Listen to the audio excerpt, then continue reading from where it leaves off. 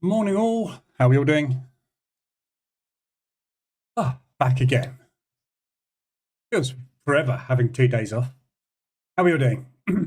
Can't see the chat. Morning Martin, Andres, Neo, JC, Kevin, Burke, how are we all doing? Got a lot to cover today. So I'm going to go through all the FX pairs, have a look at where everything is, see what's been going on over the last couple of days. Usual stuff. Morning Amy, morning It's Time. Danny, David, can't remember if I said hello. Morning, Michael. Right. So, last couple of days obviously have been no news. So we'll start off with the news and obviously have a look at what's been going on with news. Morning, Kenny, Virginia, can't even talk. So Bank Holiday Monday, obviously, wasn't a lot of news forecast there. Yesterday, we had the Australian policy the monetary policy meeting minutes for the Australian dollar, which tanked the Aussie, which is fantastic. So that's good news. So the Aussie started to come down. Hopefully, we'll get a continuation move on that today. We've just had the CPI come out this morning for the UK. Not good. Well, it is good for the pound, but not good for the UK because obviously our inflation figures are not coming down. So the 8.4 that we were expecting to have, we didn't get. We got 8.7. That's bullish pound, which means that it puts the pressure on tomorrow's bank rate at 4.75 to at least be 4.75. So that's pretty much given 4.75 tomorrow, which should again be bullish pound. So we got bullish CPI followed by potentially bullish interest rate rise tomorrow by the pound. So I've just got out of a pound US short that I just got into this morning, yesterday rather. It has pulled back. So it's pulled back. That was the entry that was taken, where are we? Wednesday, Tuesday, Monday, last Thursday. Not gone anywhere. We had a little bit of a push down and this morning it's pushed back up. So in the assumption that the interest rates will rise, and as usual, that should be bullish for a currency, although we haven't seen that necessarily over the past couple of months, but typically you would expect that to be bullish currency. I've exited the pound US dollar. So I've got out of that. It could well tank, and if it tanks, fine, it goes without me. I am still short the pound in the fact that I've got pound yen on. Short, but that's mainly for the yen. So so that's that. We've got Canadian retail this afternoon. We've got Powell testifying at 3 o'clock. Might have something come out of that. Tomorrow's the big day for the Swiss. So this SNB policy rate going up to 1.75%. Very unlikely they won't do it. You never know with the Swiss. They are very well known for surprises. So fingers crossed on that one. But again, should be bullish Swiss franc, which will be bullish euro. We've got the SNB press conference, which will be around about the time of that afterwards, probably somewhere around about 9 o'clock, 9:15 maybe, which they will set out forward policy, but they very rarely ever tell us what's going on. Then we've got the rates for the pound tomorrow as well. We've got unemployment claims for the US. We've got Powell testifying again tomorrow afternoon. And then we're going to retail sales for the pound, followed by all the PMI figures on Friday. So the rest of this week from basically this morning onwards is news chaos. So a lot of movement, but we'll probably find nothing will move particularly hard until we get those news events coming in. So that's that. 5 minutes to the open. 50% chance of a half point hike on Thursday. Oh, okay, fine. Half point hike. Okay. If we get a 5, hold on to your hats for the pound. The pound is going to go through the roof. Sure, they'll do that. I mean, that doesn't help us, is it? 50-50 chance. Thanks for that. So there's a 50-50 chance it might go up twice as much as expected. The other main news we've got, which has been happening over the last few days, pretty much every day, Bank of Japan, impact of the US bank failures in Japan's financial system limited. Patiently maintain easy monetary policy, blah, blah, blah, and watching the FX rates, basically. So they are still keeping a very close eye, the Japanese, on what's going on with FX. It sounds like there's still an intervention on the cards. However, the yen rallied yesterday. So if the yen rallies and we get a continued sustained push, then they won't intervene. But it is certainly starting to move.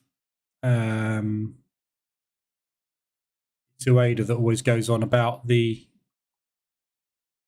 FX rates rather than the other guys. So, but anyway, so apart from that, news-wise, there's not been a lot else over the last couple of days that's particularly important. Anything that is, I've posted in the Telegram group anyway. So there we go. So that's news all caught up.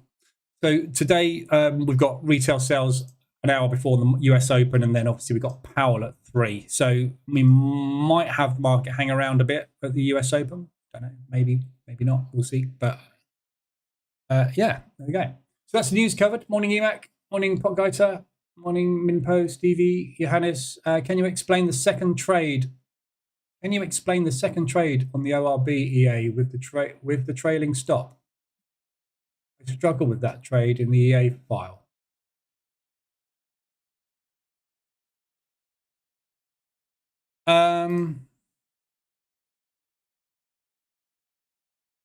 I don't know what you mean.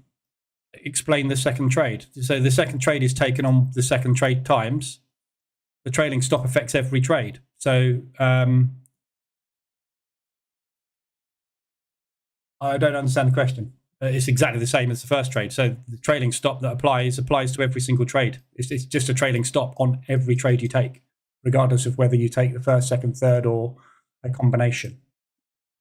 Morning, Jerry. Right, so DAX. So DAX at the moment got a little bit of a gap up this morning. So we were looking at the gap stack fill. The gap stack fill? Yeah, that's right. Can't work out if my words are working this morning. So that's the gap fill play that we were talking about last week. We rallied up and we've put in a gap down, followed by a gap down, followed by a gap down on the way to the gap up. So today, very tricky because we're very close to getting that gap fill done within ADR. However, we've left 2 gaps in our wake, 150 ADR away. So where we are right now, we're bang in the middle of 2 gap fills. So very tricky, very gappy. I mean, the DAX, having left multiple gaps in its wake, is not normal, is it? We don't usually see big movement like this without getting a little bit of it undone. You know, gaps happen all the time, but they fill regularly. So we get the odd gap, which typically becomes a target, but not really seen it leave multiple gaps in its wake on its way to filling a gap. So tricky today. Oh, sneaky stream. Nice one. Didn't get your upcoming icon. Not a sneaky stream, it's a stream. I'm not in control of what YouTube tells you. What's the DAX ORB? I need to just check this because this is a new variation of the EA running, and I just need to check the journal.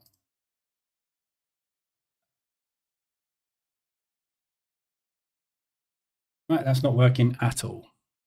Okay, fine.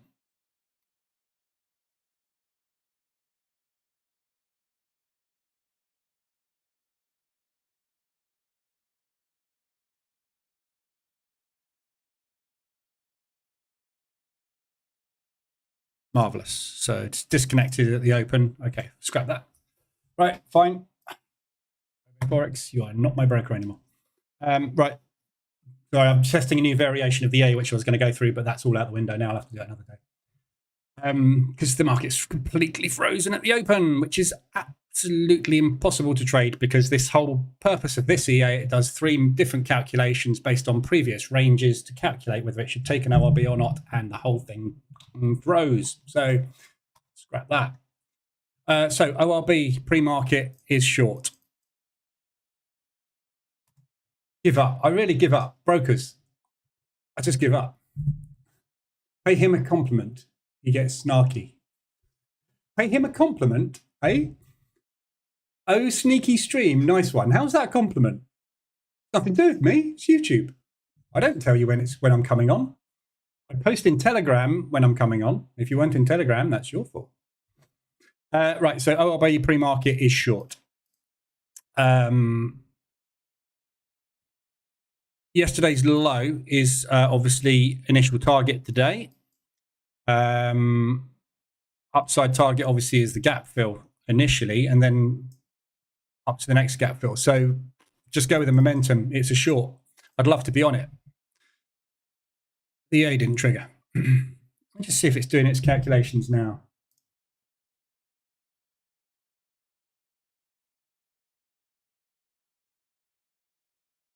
Okay, so the calculations have worked. So first range is under the minimum. Second range is under the minimum. Third range is under the minimum. Pre-market range is skipped. Conditions not right. Correct. So I'll explain what this is doing in a minute. So it's going to now analyze whether or not it should take an ORB. And the ORB maximum is 283. So it won't take a trade today. Cool. Okay, so I'm not expecting this to take a trade. If it works, I'll let you know what I've been doing in a bit. But yeah, so if you took the pre-market 5 or 15, well done. You are probably 2R, 3R by now.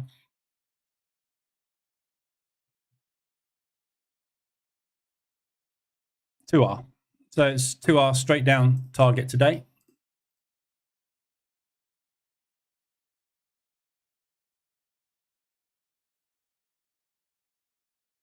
Excellent. Good job. Basically paid the mortgage yesterday. 5.5 grand yesterday. And the ORBs. But I'll explain about that. Right. So, let's just wait for this range to go in. We've got 1 minute. So we've tapped into that previous 3-week high. Bit of an old resistance, that, so probably not going to pay a lot of attention to that. Here. We have reacted off of that multiple times, however, so it is possible that this might work. So we tapped into it there.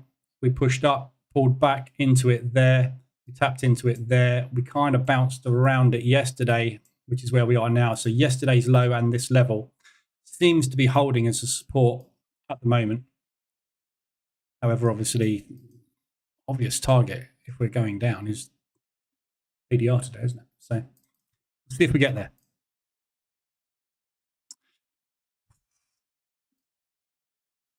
Anybody on the pre-market today? Big payday today. I'm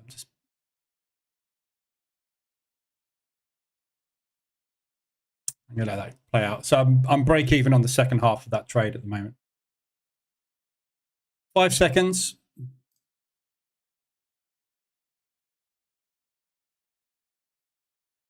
Opening range breakout skipped. Excellent. It works. Fantastic. Right. Okay. So there's your 5-minute ORB.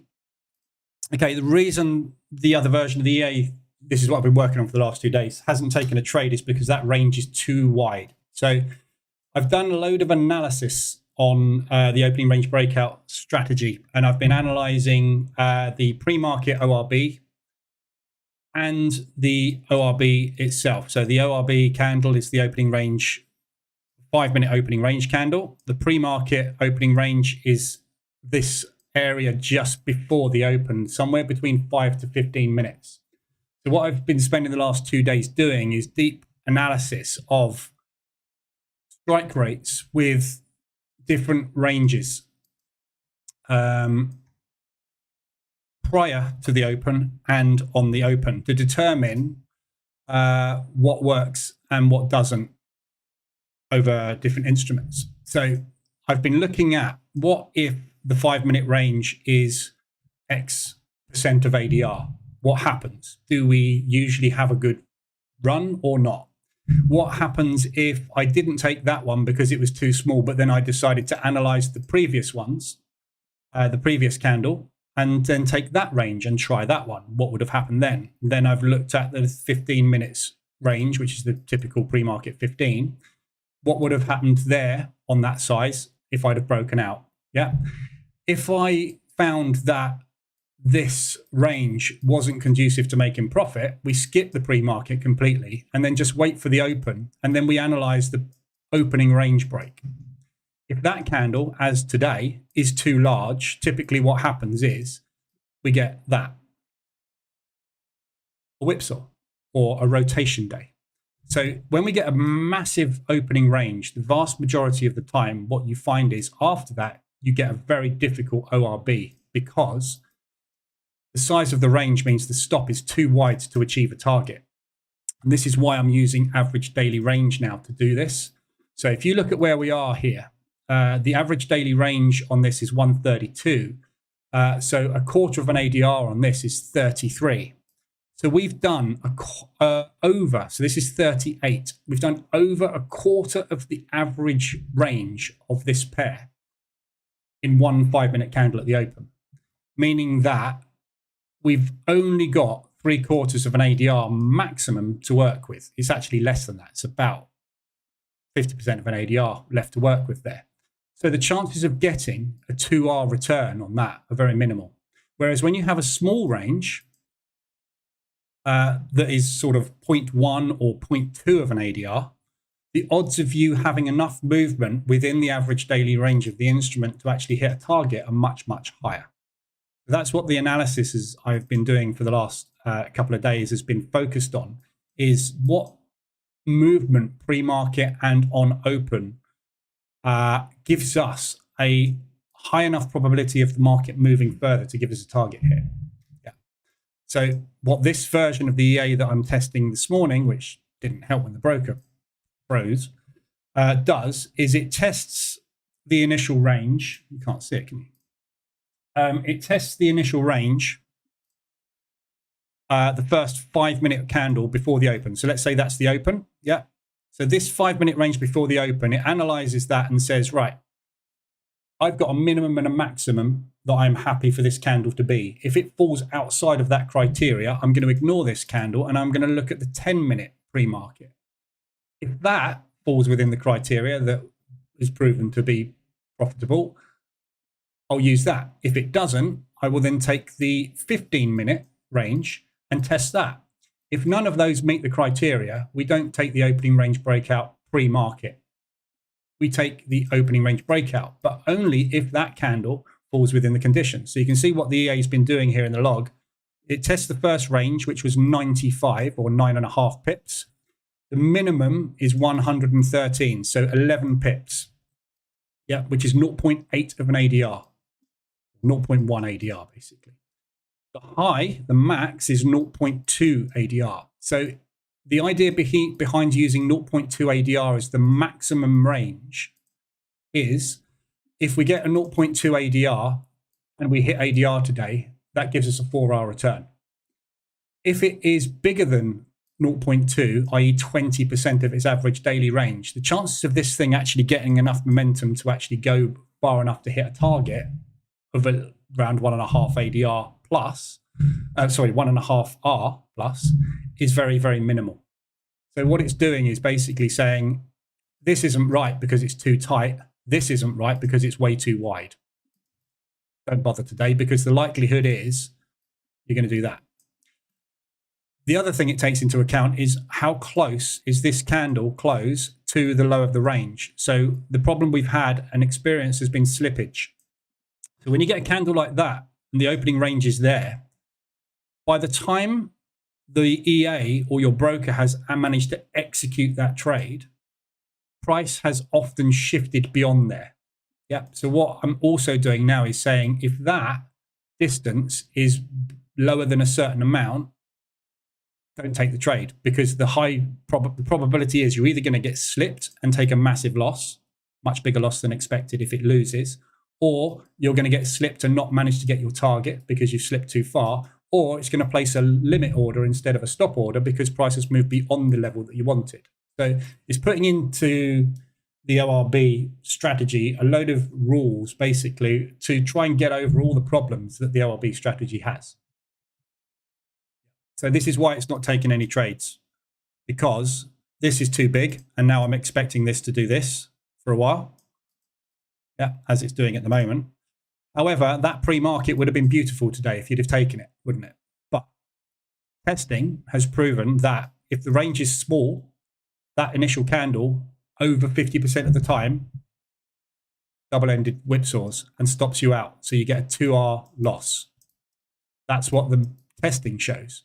So it doesn't make sense to take those because, yes, some days you'll miss them, but the vast majority of the days you'll get a double-ended stop out. And then if you get a double-ended stop out on the pre-market range and the 5-minute opening range is far too big, what happens is you just take a 2R loss and you don't take the initial opening range because there's no momentum left in the market. There's no point trading. This basically is stopping all those instances where we find the ORBs don't work and basically trying to negate that. So I'm going to test it again in the US. But that's basically what I've been working on is just data crunching. So I spent 2 days rebuilding a new version of the EA and then data crunching. And fantastically, which is great, I've ran 1,200 simulations and 1,170 odd were profitable. So the testing has shown that the maximums,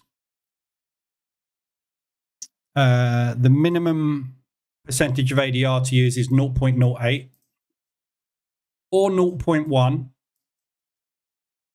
Either of those. So that's the minimum it has to be. It's got to be at least 0.8 or 0.01 in size because it's got to be big enough that we can close a candle inside it. And the maximum is 0.2 of an ADR. So if this range is bigger than 20% of the average daily range, it's just not worth taking it because the momentum before the market has opened has put in 20% of its daily movement. That leaves you only 80% to work with. We want more than that. Yeah. And 0.02 distance. So if you get a range formed like that and the candle closes within 0.02 of an ADR away from the high or the low, don't bother trading it because you're likely to get slipped or not get the order on. There's no point because these cause, remember what wasn't last week, the week before, I took a $3,200 loss because we slipped so far that $1,000 loss turned into a 3 times higher loss because of slippage. We've got to eliminate those because that will eliminate a day's worth of profit in one slippage. You've got to get rid of it. It's just not going to work long term. So that's basically what I've been up to. More testing needed, but I just wanted to prove this is today is a prime example. There's your 5-minute opening range. What have we done? Put in virtually all of our movement in that first 5 minutes, and now it's just pulling back. There's no entry there. That was the entry, but this initial range was too tight and too close to be able to get into the position. So, okay, there you go. Amy, you took it. Good one. So if you did take it, I mean, don't forget, I'm testing all of this. It may end up that there is no edge, which is fine. And this is what I said yesterday in the Telegram group. Somebody asked if I've released the new version of the opening range breakout EA that has the inside bar recovery system. I haven't because it didn't give any edge. The edge of using an inside bar recovery system is no better or worse than just taking the initial opening range breaks. They work just as well. It's just a little bit nicer because if you have a loss at the beginning, you get a chance to recover that. But then again, you also get a chance to double your losses. Inside bar breaks don't work. If you're trading it manually, fantastic. If you trade, don't forget, everything I'm doing is automated. It's so yeah, the discretionary factor is taken out of the equation totally. This morning I took this ORB and I've closed it out, the second part of it. So my trailing stop and break even was down there, but I've closed it out with more profit. So I get a totally different result to the back testing anyway, because if you're watching it, you're going to be involved in the trade, aren't you? So anyway, another step to my proper valuation. Good job, Amy. Right, so your 5-minute ORB is long. It looks like we're coming up to do the gap fill. So, and again, this is the next step of testing. Have we got a gap? If so, taking that opening range break with a stop there means that that is less than 1R. It's not worth taking. The conditions have got to be right. That's not worth going long. It is, but get out there. And obviously, your risk-reward ratio is ridiculous. And that's the other thing I've scrapped as well.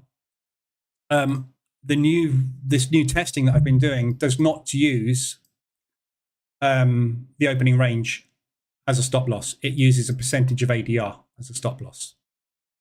So I have discovered that the optimal stop loss to use is 0.25 ADR.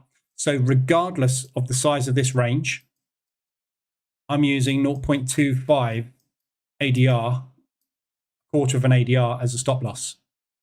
Yeah. And then we're going for half an ADR basically of movement. So it's a much slower burning trade or slower burning strategy. Again, that all needs more testing. So much testing. This is why I took a couple of days off, because even just to get the coding done to do the testing takes forever. And the problem I'm having, obviously, doing 2 live rooms a day is all my day's gone, basically. So I just needed that time to get the back of it broken, which is great. So there's your failure at the highs. So it looks like it might just go into rotation today. What happens? Right, let's have a look at the rest of the market. So no ADRs today.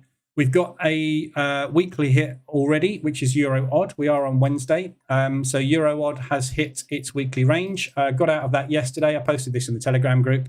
So I got out of Euro odd yesterday there. Flat. There was an entry short yesterday. I didn't take it because this Australian dollar needs a bigger rest. I don't think this is the end of this. I think the Australian dollar has got more movement to the downside. The monetary policy wasn't great. So I'm anticipating more weakness on the Australian dollar. Might be wrong. If I'm wrong, then yeah, I should have shorted it. But I'd rather be flat at the moment on it than anything else. So we've got all these propulsion targets to the upside still to fill. It has got extended, but I still think it's got more upside on it. So this has done its weekly. So if you look at Monday, there's your low. That was your weekly hit yesterday. Obviously, we had a massive ADR day yesterday across the board on the Australian dollar pairs, 175 ADRs, etc. So big moves on those Aussies. So that one is hit on the weekly. In theory, that is a good potential short. The short entry was yesterday if you wanted to take it. So basically, as you can see, I got in and immediately the EA flipped short, cancelled that off. I don't trust it. So I think this has got more upside on it. If you look at the distance moved so far, we are at the 38 retracement. So if this is going to be a continuation rally on the Australian dollar, this would be your quick pullback second leg. If they're going to do a big profit take move on it, I would expect them to get up to sort of 175 ADR and fill some of this massive propulsion gap in here. It may be a case of, though, this is where they're going to add into their orders and continue a second leg down. So, I realised I'm not on the screen, am I? Hello, I'm back again. Yeah, I don't like it short at the moment. I might be wrong. This Australian dollar might rally again, but we'll see. So that is your weekly hit. There's quite a few monthlies. Obviously, we're towards the end of the month. The biggest one is obviously the Aussie yen. And as we know yesterday, the Aussie yen started its pullback. So that is looking like potential start of yen strength. However, we need a continuation day. So we need another down day on this. This is the first down day we've had in, 14 days? Something like that. 1, 2, 3, 4, 5, 6, 7, 8, 9, 10, 11, 12. Pause. Pull. So there's your 3-bar reversal. Very nice. We need a continuation on this to convince the Japanese that they do not need to intervene. So I don't think there's a problem shorting the yen at the moment or shorting against the yen at the moment because if this does continue, happy days, fine. If it doesn't continue, the Japanese are going to intervene anyway and drive it down. So they're all good shorts. So looking at all the yen pairs, that was the first move down yesterday. CAD yen, bearish. We had a three bar resistance.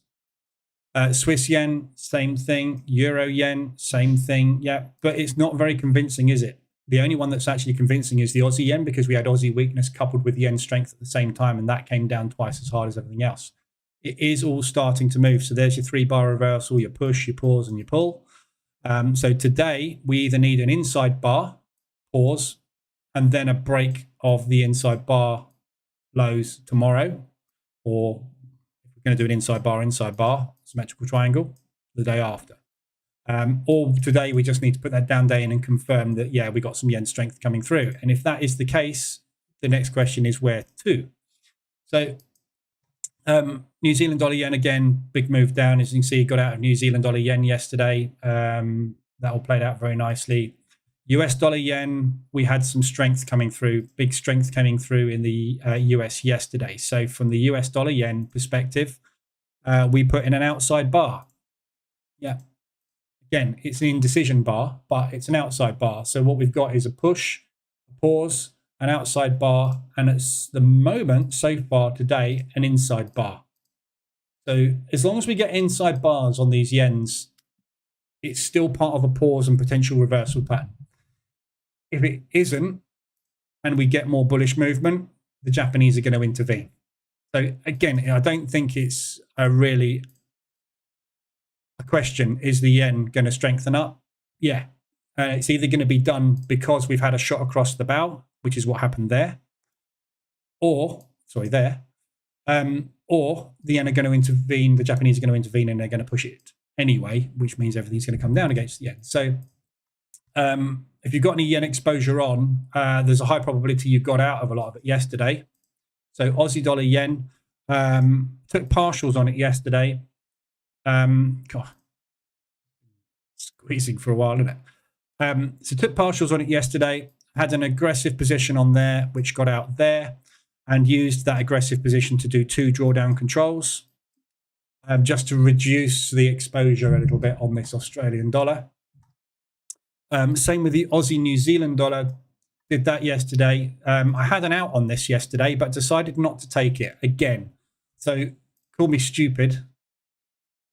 I called myself stupid yesterday. I had an out on the Aussie New Zealand there, and I decided not to take it, as you can see. So what I did was I used all that aggressive drawdown control, yeah, and did one piece of drawdown control and thought, this looks like the start of it. And then we rallied again. So I had to add those aggressive drawdown control positions back on. That one wasn't aggressive. This one wasn't. That one was. And then we started next leg down again off of the double top. So I got out again yesterday, 3 aggressive. I banked 10% yesterday. But I did a little bit more drawdown control yesterday. Put the aggressive position back on again yesterday after getting out of those as price pushed back down. So I had a pending order ready to trigger in an aggressive, hoping that that was going to be a new leg. And that new leg seems to be underway today.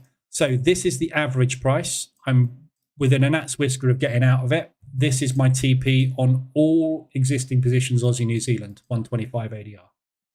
So if we can get a continuation push down to there, I'm done with Aussie New Zealand. I've had enough. So overall, I will need to tot it up. I've no idea if it's a profitable trade or not. I just want out, basically. So I still think there's a very high probability of getting a push and a new low. So the fact that we've got this lovely M pattern reversal going in, I think there's a good chance of that. However, I'm not going to take the risk on it. I'm going to get out here because it's all profit. Yesterday was a 10% profit. This is going to turn into 2 to 3% profit. So 13% profit banked in all with that 10% there. It's 23% banked roughly on the entire position. As long as there's less than 23% in loss there, it's a win. I'm not going to chance the fact that, yes, we are going to get some Aussie dollar weakness, and yes, we are going to get New Zealand dollar strength.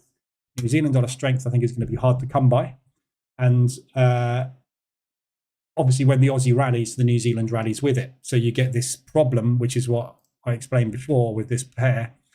When you get the New Zealand dollar weakening off of a positive interest rate and then going like that, and then happen to get the Australian dollar rate increase and have a positive effect, you get the perfect storm, because the New Zealand dollar gets dragged along with the Aussie dollar every time it pushes, and all you get is an accumulation, which we had for 2 weeks. You get stuck in the position. Same happens with Euro Swiss, same happens with US dollar CAD. So I want out, basically. So this morning's plan with this is we're near break even. I will see what the portfolio is like at break even on it. You know, it's less than 1% in drawdown now. So I'll see what everything else is doing when we get there. The only thing that I've got a problem with at the moment is US dollar CAD, which is going the right way. So everything's going the right way. This was down at 1 point something percent yesterday. It's back up to 10%, but banked 10%. And did drawdown control. I've reduced the overall portfolio size. Everything's going the right way, but still negative on the month. So I'm keen to ideally get a little bit of extra movement on this Aussie New Zealand down to here, because that will basically bank back to break-even month, which would be fantastic. If I can get out of this month break-even after surviving 3 squeezes, happy. Don't often get 3 squeezes at the same time. In fact, I don't think I've ever been in 3 squeezes at the same time. But then again, I've never over-leveraged like this before, overexposed. This has all been done with the EA, hasn't it? And the purpose has been to show you the problems of overexposing, which has hopefully done its job. Still overexposed on the yen, long. Yeah, so we need some of that yen strength to continue. Yeah, so this, you know, this account is not out of the woods by any shape or form yet. So, so yeah, banked loads yesterday. I put it all in the Telegram group what I banked yesterday, but just to quickly cover it, Aussie US, that was today. Where's today? There. So Aussie New Zealand, obviously I've covered that, what I've just done there. Aussie dollar yen, covered that one. So obviously that was the initial RSI extension. Loads of drawdown control done along the way. Aggressive drawdown control position there. Had an exit yesterday on this as well. Again, didn't take it because I still think we've got yen strength coming through, and I get the feeling this Aussie might have another down day. So if that happens today, again, that's going to bank 5% odd. We'll see what happens with it. US dollar CAD. So this one, that was an aggressive drawdown control position. Took that off yesterday. Decided not to do any drawdown control because ADR, as you can see, is within an, the average is within an ADR. So my intention was to do some drawdown control yesterday on that. But I think we're going to get this propulsion gap tested, at least. So if this is going to continue to do that, I think we should at least get a retest of this area. So left that on. There is an aggressive position on this one as well. But closed out some of that with a profit. New Zealand dollar yen. That went flat yesterday. So that was a nice, simple, finally a simple trade. 3 positions in, out, done on the pullback. And pound CAD was yesterday as well. So pound CAD, again, another simple one. In, out, done. Again, flat on that. Obviously, the pound CPI figures, and obviously we've got the interest rates tomorrow. So watch your pound exposure. And euro odd. Flat on euro odd. So euro odd trade. Just get rid of that fib. Too many lines. So euro odd initial entry was there on the RSI extension, and obviously the euro just didn't manage to get any legs at all, and this Australian dollar off the back of the interest rates just went nuts. So 5 positions on that. Exit yesterday, pull back into there. We did get a reverse alert on it, and as I said, there was a short entry on it. I've cancelled that off because I think this Australian dollar's got another leg down. And Aussie dollar, US dollar, that was an exit yesterday as well. So again, flat on that. Initial entry, that was a multiple scale in. And that was an aggressive. So 5 positions plus aggressive exit done. Again, out too soon on that, but too much exposure. That was it. And then the day before that, I closed out the pound odd on Monday. So Monday closed pound odd there. So that was fairly simple. That was just 4 positions. And done in that propulsion gap. Again, obviously that's rallied even further now because of the pound strength and the Australian. I was out of that before the Australian dollar weakness kicked in. So, and there was something that was all drawdown control before that. So yeah, that's where that is. That's what's happened. Okay. DAX ORB gap fill is complete. So yeah, beware. May not get any more movement on that today. Pound odd is coming down. That's not good. Is that pound weakness? Hopefully that's pound weakness, not Australian dollar strength.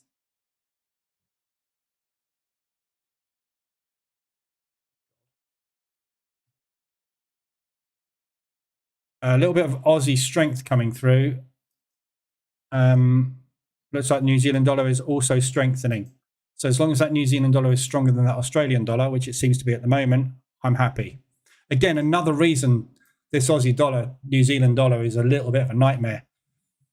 You get the push-pull effect on this, obviously, with as you do with all currency crosses. But when the Australian dollar's pushing, usually that New Zealand dollar's pushing. It's not often the New Zealand dollar has more strength than the Australian dollar. Thankfully, today, in this case, it seems to be. But when the Aussie pushes, it drags the New Zealand with it. So the chances of you actually getting the New Zealand dollar moving independently on its own to be stronger than the Australian dollar is why you get stuck. So it's not the best pair in the world. It never has been. But as I said the other day, I've had 2 major squeezes happen to me in the last 12 months. 2 of them have been Australian dollar, New Zealand dollar. So fast falling out of love with it. These are the instances where you might start looking at it and going, right, okay, Aussie, New Zealand, I'm going to adjust the EA to 80-20. And on the 4-hour, 80-20. And if I'm going to get in Aussie, New Zealand, it's going to be really bloody extended before I even look at it. Yeah. So you can obviously fine tune it per instrument. You don't have to use the same settings on everything. It's only when you get situations like this, you suddenly go, don't want to do that again. And then obviously you can adjust. And if you don't take a trade on it for the next 2 months, fine. There's plenty of other. We've got 28 Forex pairs. Not as if we're reliant on the Aussie New Zealand for making money, is it? So, right. So that's your ADRs covered. And that's kind of what's happened over the last couple of days. XRupdate.news. Morning. Juneteenth unfold was fantastic. Finally got unstuck and properly repositioned. Cool. Yep. AZ, you've done quite a bit on aggressive drawdown now. But it would be nice if you did 5-minute live room extract where you used Aussie New Zealand as a case study. I don't need to. There's tons of it out there, AZ. Go and look at the YouTube channel. There's loads of stuff on aggressive drawdown control. I say loads. There's 2 videos, but you can't get any more in depth.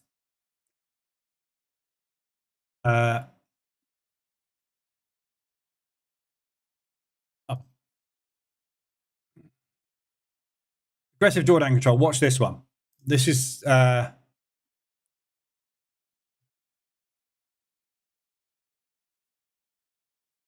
long that is. 30 minutes. It's basically this is. But look, Aussie. Look. Why are you not playing? Look, it's our friend Aussie New Zealand. There you go. This is where's this? This is the 2nd of June, right? So this is me doing aggressive drawdown control. So this is the first batch of aggressive drawdown control that I did here. Yeah. Which failed. So you remember from this point to that point, I had probably 3 or 4 aggressive drawdown control attempts. You can see them in there. Look. There's one there, failed. There's one there, failed. There's one there, failed. There's one there, failed somewhere. Then we had that one there, that was the last one. So that was an aggressive drawdown control attempt, number 4-ish, maybe 5. That failed, but not because there was anything wrong with the position, because they stopped me out. And the same one was that one. So this is, again, using stop losses. If you use a stop loss, you're going to get stopped out. even if price never gets anywhere near it. Your broker's going to stop you out. So, you know, I think on this one, I probably had maybe 7 to 8 aggressive drawdown control attempts, which all failed, which is 7 to 8% of my account went down the pan. Very, very rare. In fact, I think that's probably the only time I've ever had that many failures on aggressive. But it's a good example. But it's all covered in that video. I'm not doing anything different here to what I've done there. I'm literally taking a trade with a stop loss at a level that makes logical sense and hoping I found the top, which is what every trade in the world is, isn't it? Every time you take a trade, you are hoping that the conditions that you are wanting to happen next are unfolding, and that's all aggressive drawdown control is. I'm hoping that I've found that double top. If I haven't found that double top, that aggressive drawdown control is going to fail. Absolutely nothing I can do about it. It's a trade. That's all it is. It's a trade. We're converting from a position trader to a stop loss trader on that particular instrument because it's got to our level of uncomfortableness, which is obviously unique to each individual. Again, it's all explained in that one there.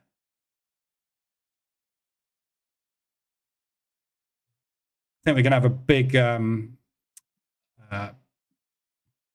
there we go. It's already happened. UK bonds tumble.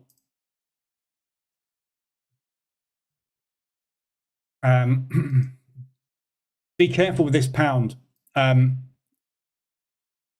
If you've got any shorts on the pound at the moment, if you're shorting the pound against anything, not that you really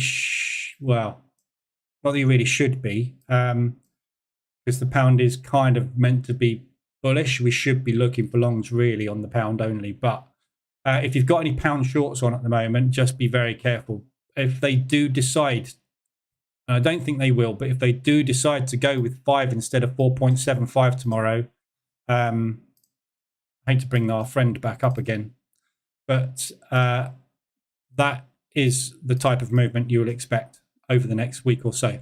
If the market has factored in 4.75, 5, 5.25. Yeah, if we skip that and jump straight to there, they will need to adjust their positions and pile a load more money into that pound. That pound is going to go through the roof, 200, 300 ADR plus. I don't think it'll happen. But if you are in any pound short, just be aware of that fact. If you're in pound yen, not so much of a problem, because if this rallies, the yen isn't going to take it and they'll slam it back down again. But yeah, just be careful with any pounds you've got on. Yeah, I did see that video. You were still in Aussie New Zealand at the time, and it was kind of scary. Yeah, this is. I mean, I've said this in here many times before, and I will continue to say it. Until you've been through a squeeze, you haven't experienced position trading. It happens. I never shy away from the fact. It's in the course. I'm up front. Yeah, you're going to get squeezed to 20 to 25% of your account. It's going to be painful. It's going to hurt. Typically 10 to 15% is a normal quarter. Somewhere in that period, I'm 10 to 15% on my account. It's just the norm. It's what your account's there for. Your account is your risk. If you're not putting your risk on the table, how are you expecting to get a reward? Yeah, that's the whole point of it. What people like to do is snip it into little 0.5%, 1% and get stopped out every day. Why? I don't know, because it would drive you mental. I'd rather take that 5 to 10% drawdown over a period of a month or so and then make money. That's what it's there for. Squeezes are where it just goes beyond the norm. Yeah. 80% of the time we're right, because mean reversion by its very nature means that 80% of the time on a push you get a pullback or a reversal. 80%. There's 20% of the time where these position trades are not going to work out. These ones that, you know, I've just got out of, for example, pound odd. Yeah. This is normal, totally normal to be in 3 or 4 positions and exit over a period of a week. That's a position trade. That is a position. Yeah. 80% of the time, that is what's going to happen. And this is why I say in the course, give it a month. Yeah, a minimum of a month trying this, because in a minimum of a month, you might have had 2 or 3 trades play out and all the little scalps and everything that worked first time. But you need to see this happen and go, when they push, they have to pull. If they don't pull, they don't make money. Once you've seen that happen 2 or 3 times, you get it. It takes a month or so, or 6 weeks, or a couple of months for you to get it. Then you get your first squeeze, and it's like, hang on a minute, they did that. Right, how do I deal with that? Aggressive. And then it does that, and then I see. The light bulb hits, and then all of a sudden you know what you're doing. And this Aussie New Zealand is a fantastic example. It's what? 24th of May. We're on the 21st of June. I'm still in it, right? I've been in this trade for a month and made 20% profit. I've also made X% loss. I'll have to do the maths on it. I'll have to add it up and see what the maths actually is. In fact, that might be a good experiment to do now. Let's just have a quick look at the last month.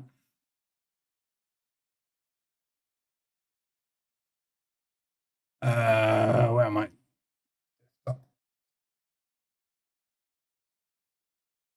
Let's have a look, shall we? Might as well, while we're on. Let's have a look at what the P&L is on the Aussie New Zealand.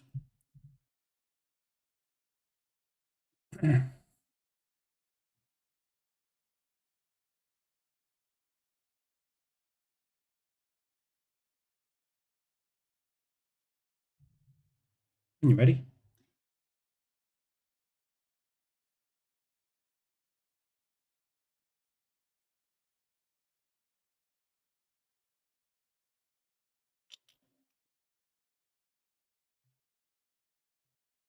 So there's the P&L for the Aussie New Zealand. Gross profit, 12 grand. Gross loss, 13, right? So in the last 1 month, yeah, on the Aussie New Zealand, that I've been stuck in this squeeze, I've lost a grand total of 1% of my account. Yeah, in a month.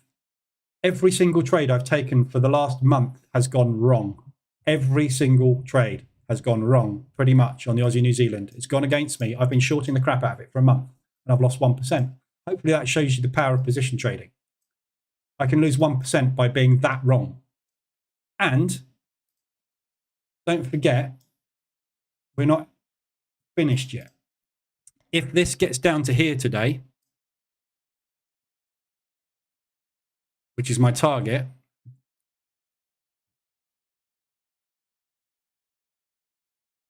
I'm going to bank 2.3, 2.8, 5.1,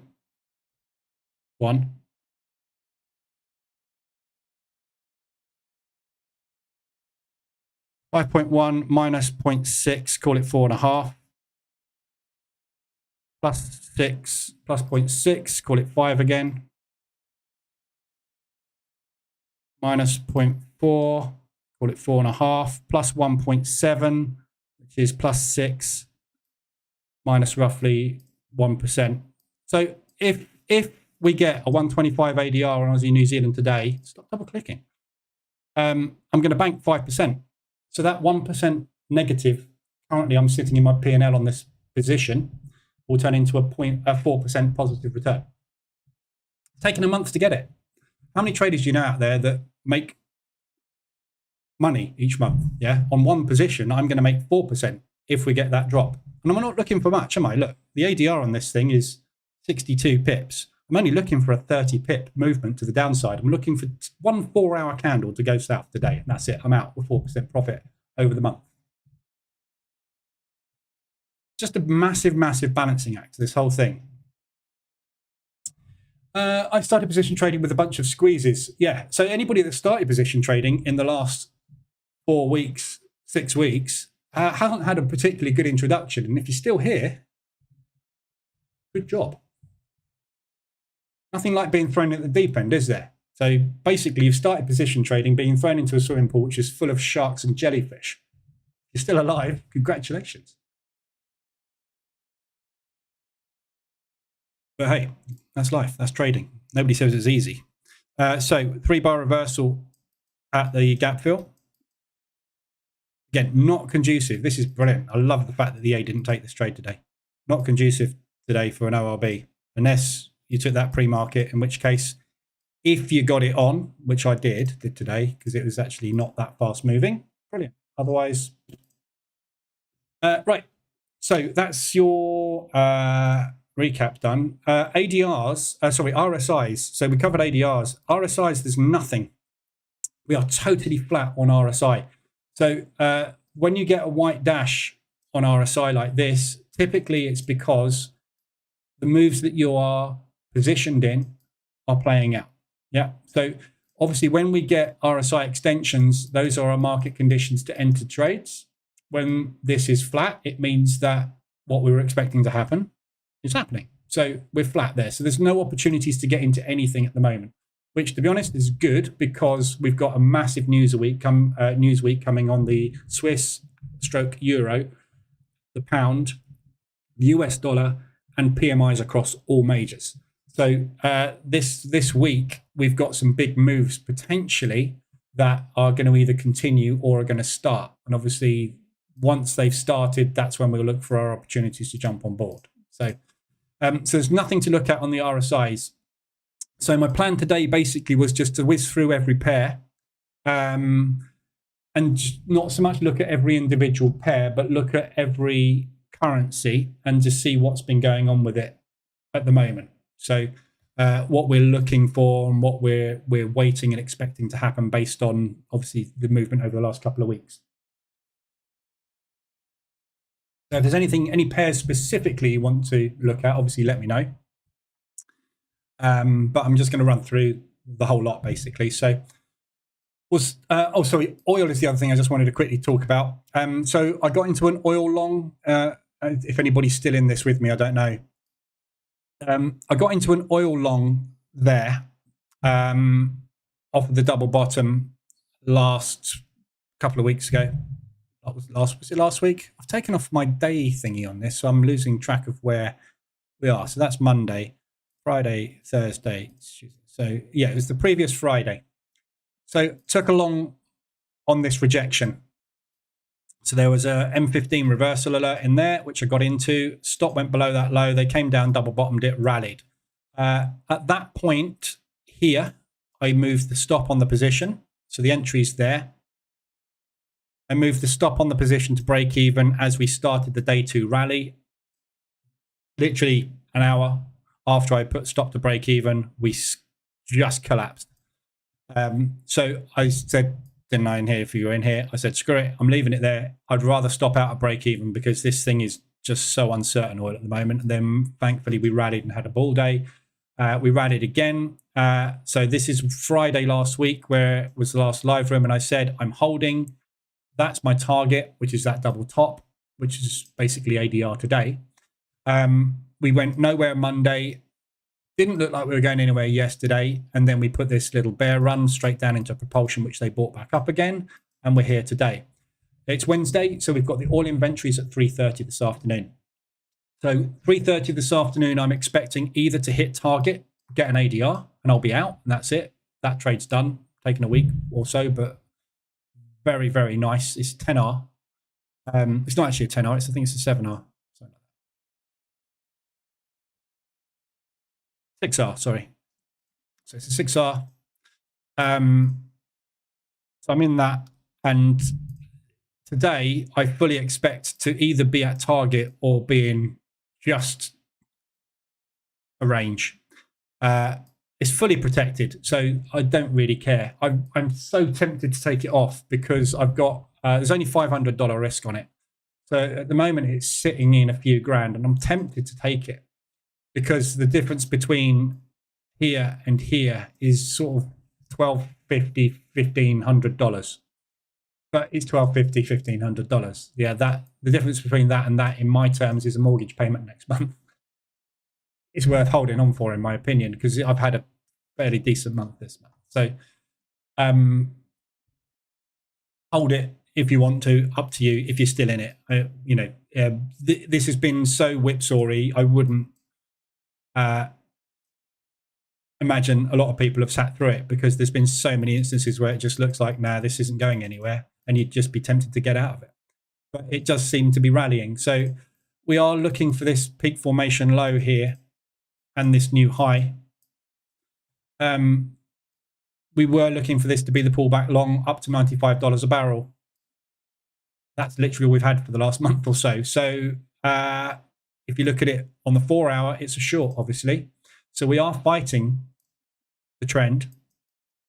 However, market structure has reversed to a long. It just can't get started. If we get to this high and it holds, we are literally just contracting, and it will explode in one shape or form. I don't have the faith that it's going to get anywhere near the initial targets of 95 to 107, which the big institutional players have set for this year. I just can't see it getting there. We got the target set back in December for 107. They reduced it to 95 in the new year. Yeah. So T1 reduced target. Yeah. We're 6 months in, guys. We're nowhere near. So this thing's got to go like the clappers if it's going to get anywhere near there. And the fact that oil production is getting reduced and capped because the supply is dropping means I don't think they can manipulate it enough to actually get that oil price back up again. The demand is dropping, therefore you can't charge as much for your product because not as many of us want to buy it. And if you put your prices up, we'll just go more electric and we won't buy it anymore. Yeah. So there's a lot more uses for oil, obviously, than petrol, but it is one of the main uses for petrol. So for oil. So that is dropping exponentially quickly. I don't know what the actual figures are. I did see them a couple of weeks ago when I was looking at oil, but the percentage of electric car buyers as a percentage of overall cars purchased, the graph is going like this. Yeah. So, you walk into showrooms to buy a car now and you're going, I want a diesel, and they're like, nah, you want a petrol because of this. All right, I want a petrol. And they go, well, yeah, you could do, but for the same price, you could have this electric one. Yes, you're going to have a little bit less range on it, but it's going to cost you a lot less to run it. Right, okay. Are you a business? Yeah. No benefit in kind either. Brilliant. That's why I have an electric. So, it's... I just can't see oil getting 83. I can see it getting back up to 83 in the next month or so, maybe. But getting beyond this level, I think it's going to really, really struggle this year. So obviously, this whole thing changes. If the war in Ukraine escalates and NATO gets involved or the US gets involved, you'll be paying $120, $130 a barrel. No problem whatsoever. Yeah. Look at the escalation in Ukraine.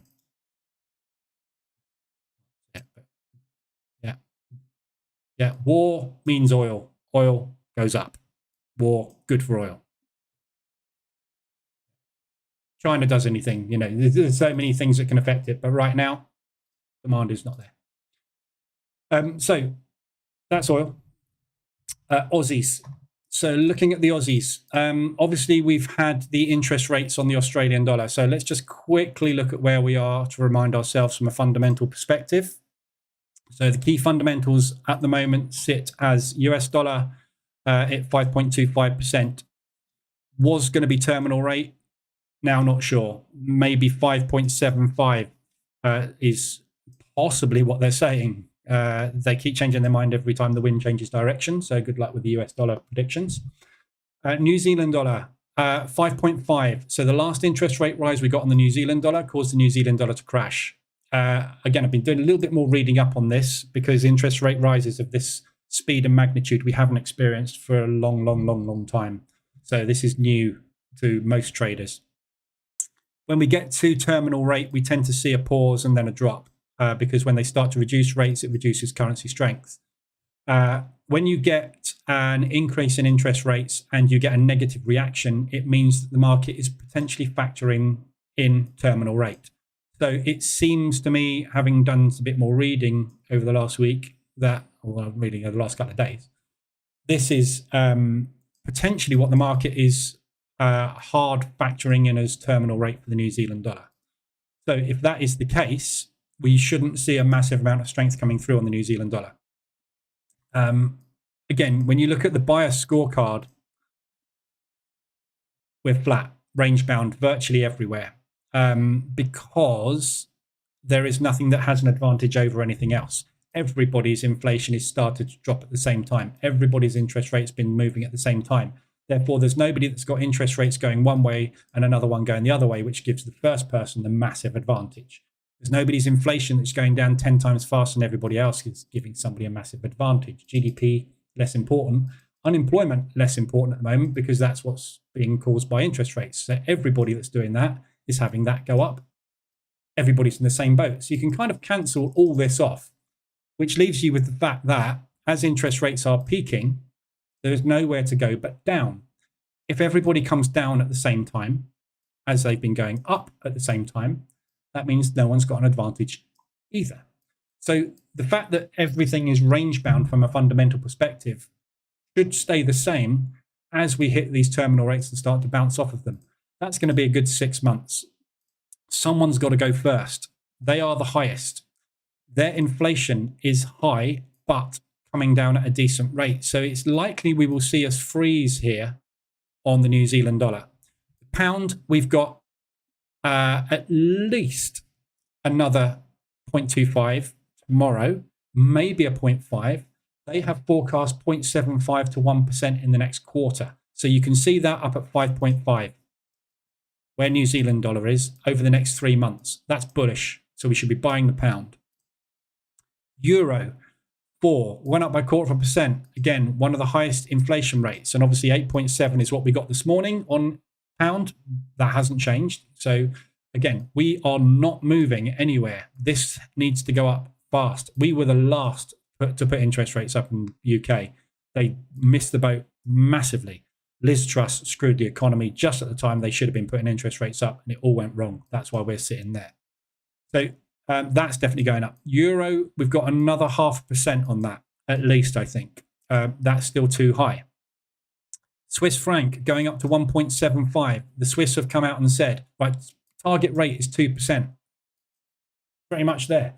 Highly likely in the next quarter, they'll be under 2% inflation. Brilliant. But they are still putting their interest rates up. They're the only country that's actually doing what everybody in the world should be doing. They went fast, hard, and yes, it has an impact. But in their case, not much, obviously, because everything is, this is where you want to live, basically. If you want a stable, rich life, go move there. They get it right. Always do. Always have. And they're all loaded.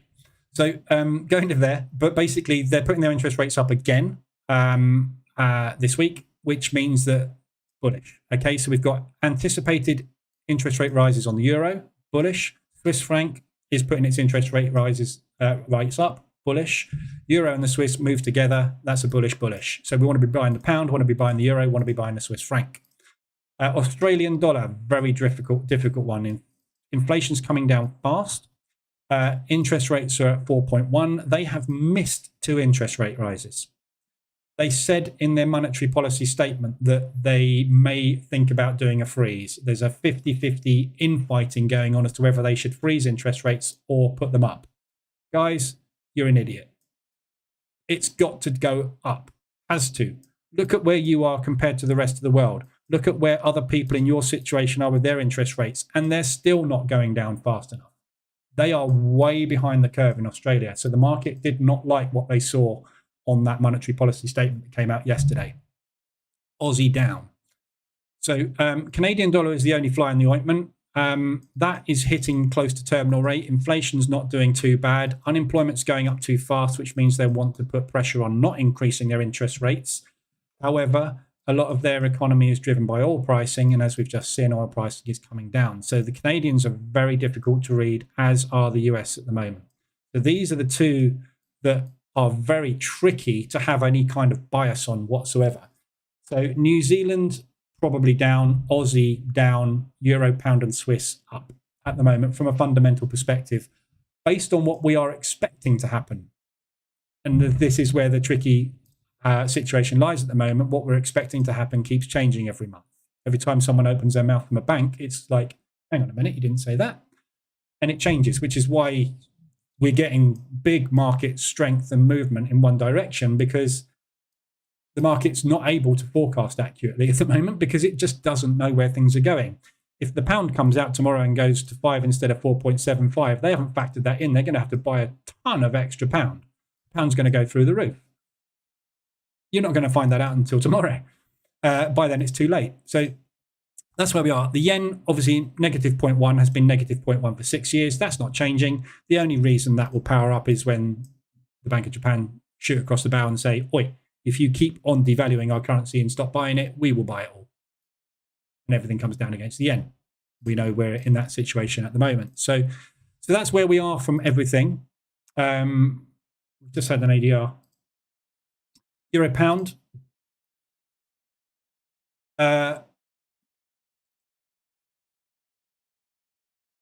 So pound weakness.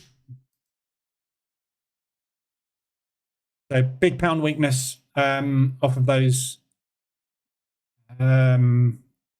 CPI figures. To be fair, it's kind of inside bar. But we've obviously got a strong euro this morning by the looks of things. And obviously that's the perfect storm. So we've had a big drop in the pound with a big rally in the euro at the same time. Obviously that's what your ADR is. So this one obviously is sideways. So looking for ADR reversals, drop down to M5. Wait for that reversal alert to kick in. It's a bit of a mess, to be honest. Look at it. It's just, forget it. It's a mess. It's basically done an ADR. It's done a full movement of liquidity run on the low and then just back up to there. So what I've taken is it's a mess. It is bullish, I would say. Again, very difficult one to call. Yeah, a bull against a bull is a range. This is why Aussie, New Zealand, Euro, Yen, US, CAD, they do this a lot because when the Euro rallies, the pound rallies. When the Euro drops, the pound drops. US, CAD, same thing. Aussie, New Zealand, same thing. Causes ranges. Until you get them going slightly out of sync for a period of a few weeks, and then it causes squeezes. So, tricky one. I would leave that alone today. So, going back to what I was saying about before. And we just catch up on the chat before I run through everything. Started position, trading a bunch of squeezes, yeah. Nafiz, good morning. Have a quick question. What are your thoughts on using position trading to trade prop accounts like the Rapid Challenge from my Forex funds? You'll find it very difficult. The problem with position trading is there's no controlled risk. There is a controlled risk, but we don't use risk in the same way as you do with a stop loss based strategy. So the problem with a prop firm is you have a defined risk of X% per day. So if you get into 4 or 5 positions and they all go against you for 3 or 4 days, 5% drawdown is 5% drawdown. You're going to hit it. So, it's no different to any other type of trading, except it's smaller return but higher consistency, which doesn't really suit prop. Something like the ORB strategy will suit prop much better, which is what I trade mostly. And another strategy I trade, which is support resistance bounce. And right on this page now is a trade I'm actually in, which is that, because of that. So I trade a lot of support resistance bounces with half an ADR risk and 1.5R returns. Pound Swiss ADR. Again, Euro powering up with the Swiss franc. That's Euro Swiss.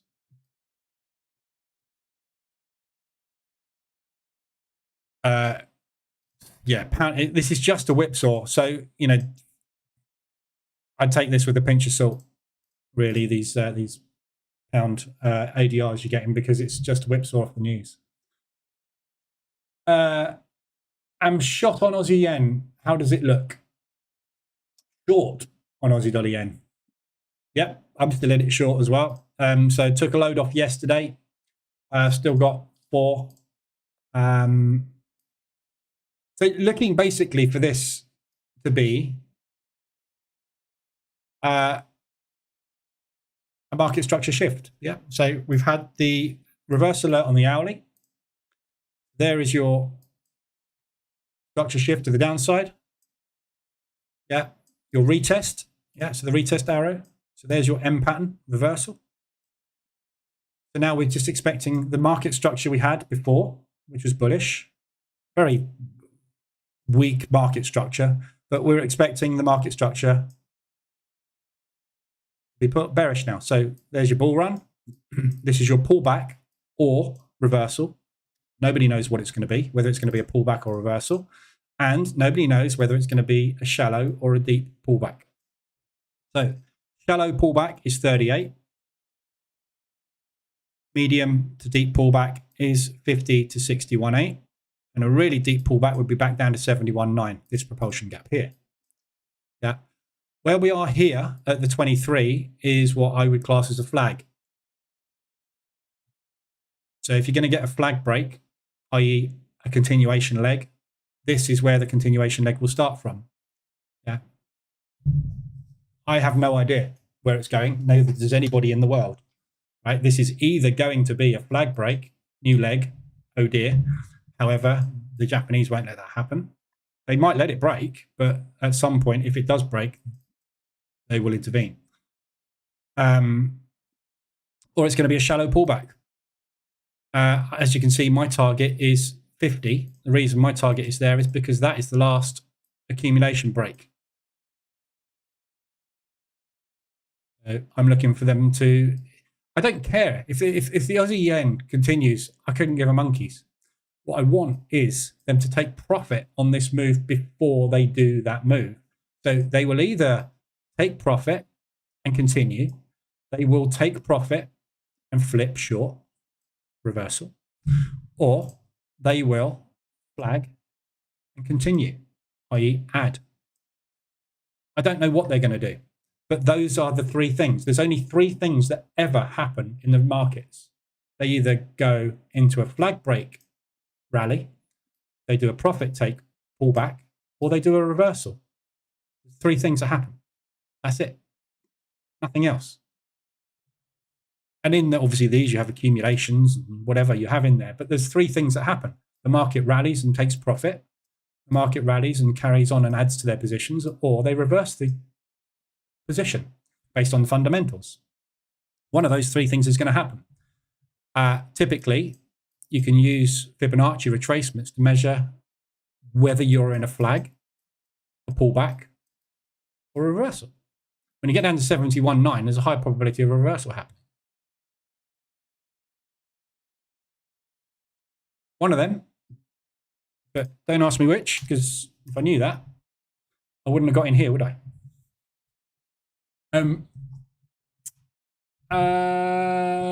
Hey, was that quant analyzer thing you pulled up earlier? Yeah. This is quant analyzer. So it allows you to analyze everything, basically. It allows you to analyze your portfolio. So this is the entire portfolio this month. So yeah, so it's sitting in 4,110 negative. Yeah, so that's 4.1% loss on the month. And basically, you can see all your trades. You can look at an equity chart of your entire portfolio. You can break it down into individual currencies. You can do analysis on your trades to see how things like hold time affect your trades. Days of week. I mean, there's loads of stuff in there. You can look at portfolio correlation to see, and again, when I talk about exposure, yeah, a lot, this is exposure correlation, yeah. So where you've got things like the euro yen and the Swiss yen here, so there's euro yen, there is Swiss yen. The trades that I have taken on this pair have had a 96% correlation. Yeah. So when I go long euro yen and I go long Swiss yen, the outcome of those two trades is going to be correlated 96%. So what am I doing by taking both of those trades? Double exposing. Yeah, just take one Euro Swiss or one Euro Yen. If you take both, you are overexposing yourself. Yeah, so this helps you to identify correlation, which obviously this is the live room account, which is the EA taking everything. So yes, you're going to have massive correlation because it's overexposing itself. So yen exposure obviously is massive. You can see there. Yeah, the biggest, baddest, nastiest columns are yen pairs because we are exposed 6x on yen. So it helps you to identify all sorts of stuff. Gives you R returns, your drawdown maxes on your. It'll show you stagnation. It's brilliant, and it's free. Get it? It's called Quant Analyzer. It's by Strategy Quant. DAX is stuck at the gap. Reason being, my analysis shows that the opening range candle ate up 1/3 of the average daily range of movement. Therefore, there is no momentum left. Okay. 2 days well spent. What do you think of Samuel Leach? Never heard of him. You've asked me that before, I think. Okay. I don't know. I've decided to take an executive decision, and I'm not talking about any other prop firms. Every prop firm worth their salt is on the website. Isn't loading. Obviously, everybody's on there at the moment doing other things. There you go. Those are the prop firms worth using. Anybody else is just a copy of those. So just use those because they're the biggest. Right. So let's get into the analysis. Otherwise, I'm going to be here all morning. Aussie dollar CAD. So right now, obviously, pullback's done. Basically on this one. So Aussie CAD, we had the rally, which lasted multiple weeks. We're in the pullback. Yeah, so this is the profit take. So there's your rally. There's your profit take. Job done. Where this is going from now, don't know. So, Aussie CAD, middle of nowhere. Aussie Swiss have shorts on its way to hitting target. My TP is there. High probability we're going to get back down into here, but not greedy, especially on the Australian dollar at the moment. But as you can see, market structure has shifted to the downside, finally, after 1, 2, 3, 4, 5, 6 days sideways. And now we've just had a reversal back to the upside, which is about to hopefully get invalidated, hit my target so I can get out of this thing. This is only a single entry, though. So to be fair, this is a one shot, one kill. I don't even know where the entry is. It's there, I think. In, out, done. Sorry, the entry's there. There, that was the entry there, that H1 RSI extension. We had an ADR, push, enter, sit sideways for 6 days, doing nothing, out. Aussie dollar yen, still in. We've already covered this one. So my expectation is this is not a profit take. So I'm hoping this is going to be a profit take and not a flag. In which case, all the trend line traders will be eagerly going, oh, we've got a trend starting. So yes, it could push up into propulsion and hit ADR if it does. I don't think I'll take an aggressive on this. But if I was going to, good spot, propulsion. For short. Aussie New Zealand, we know, nearly out. And if I do get the result there, that's going to put me into +4 on the trade. Good.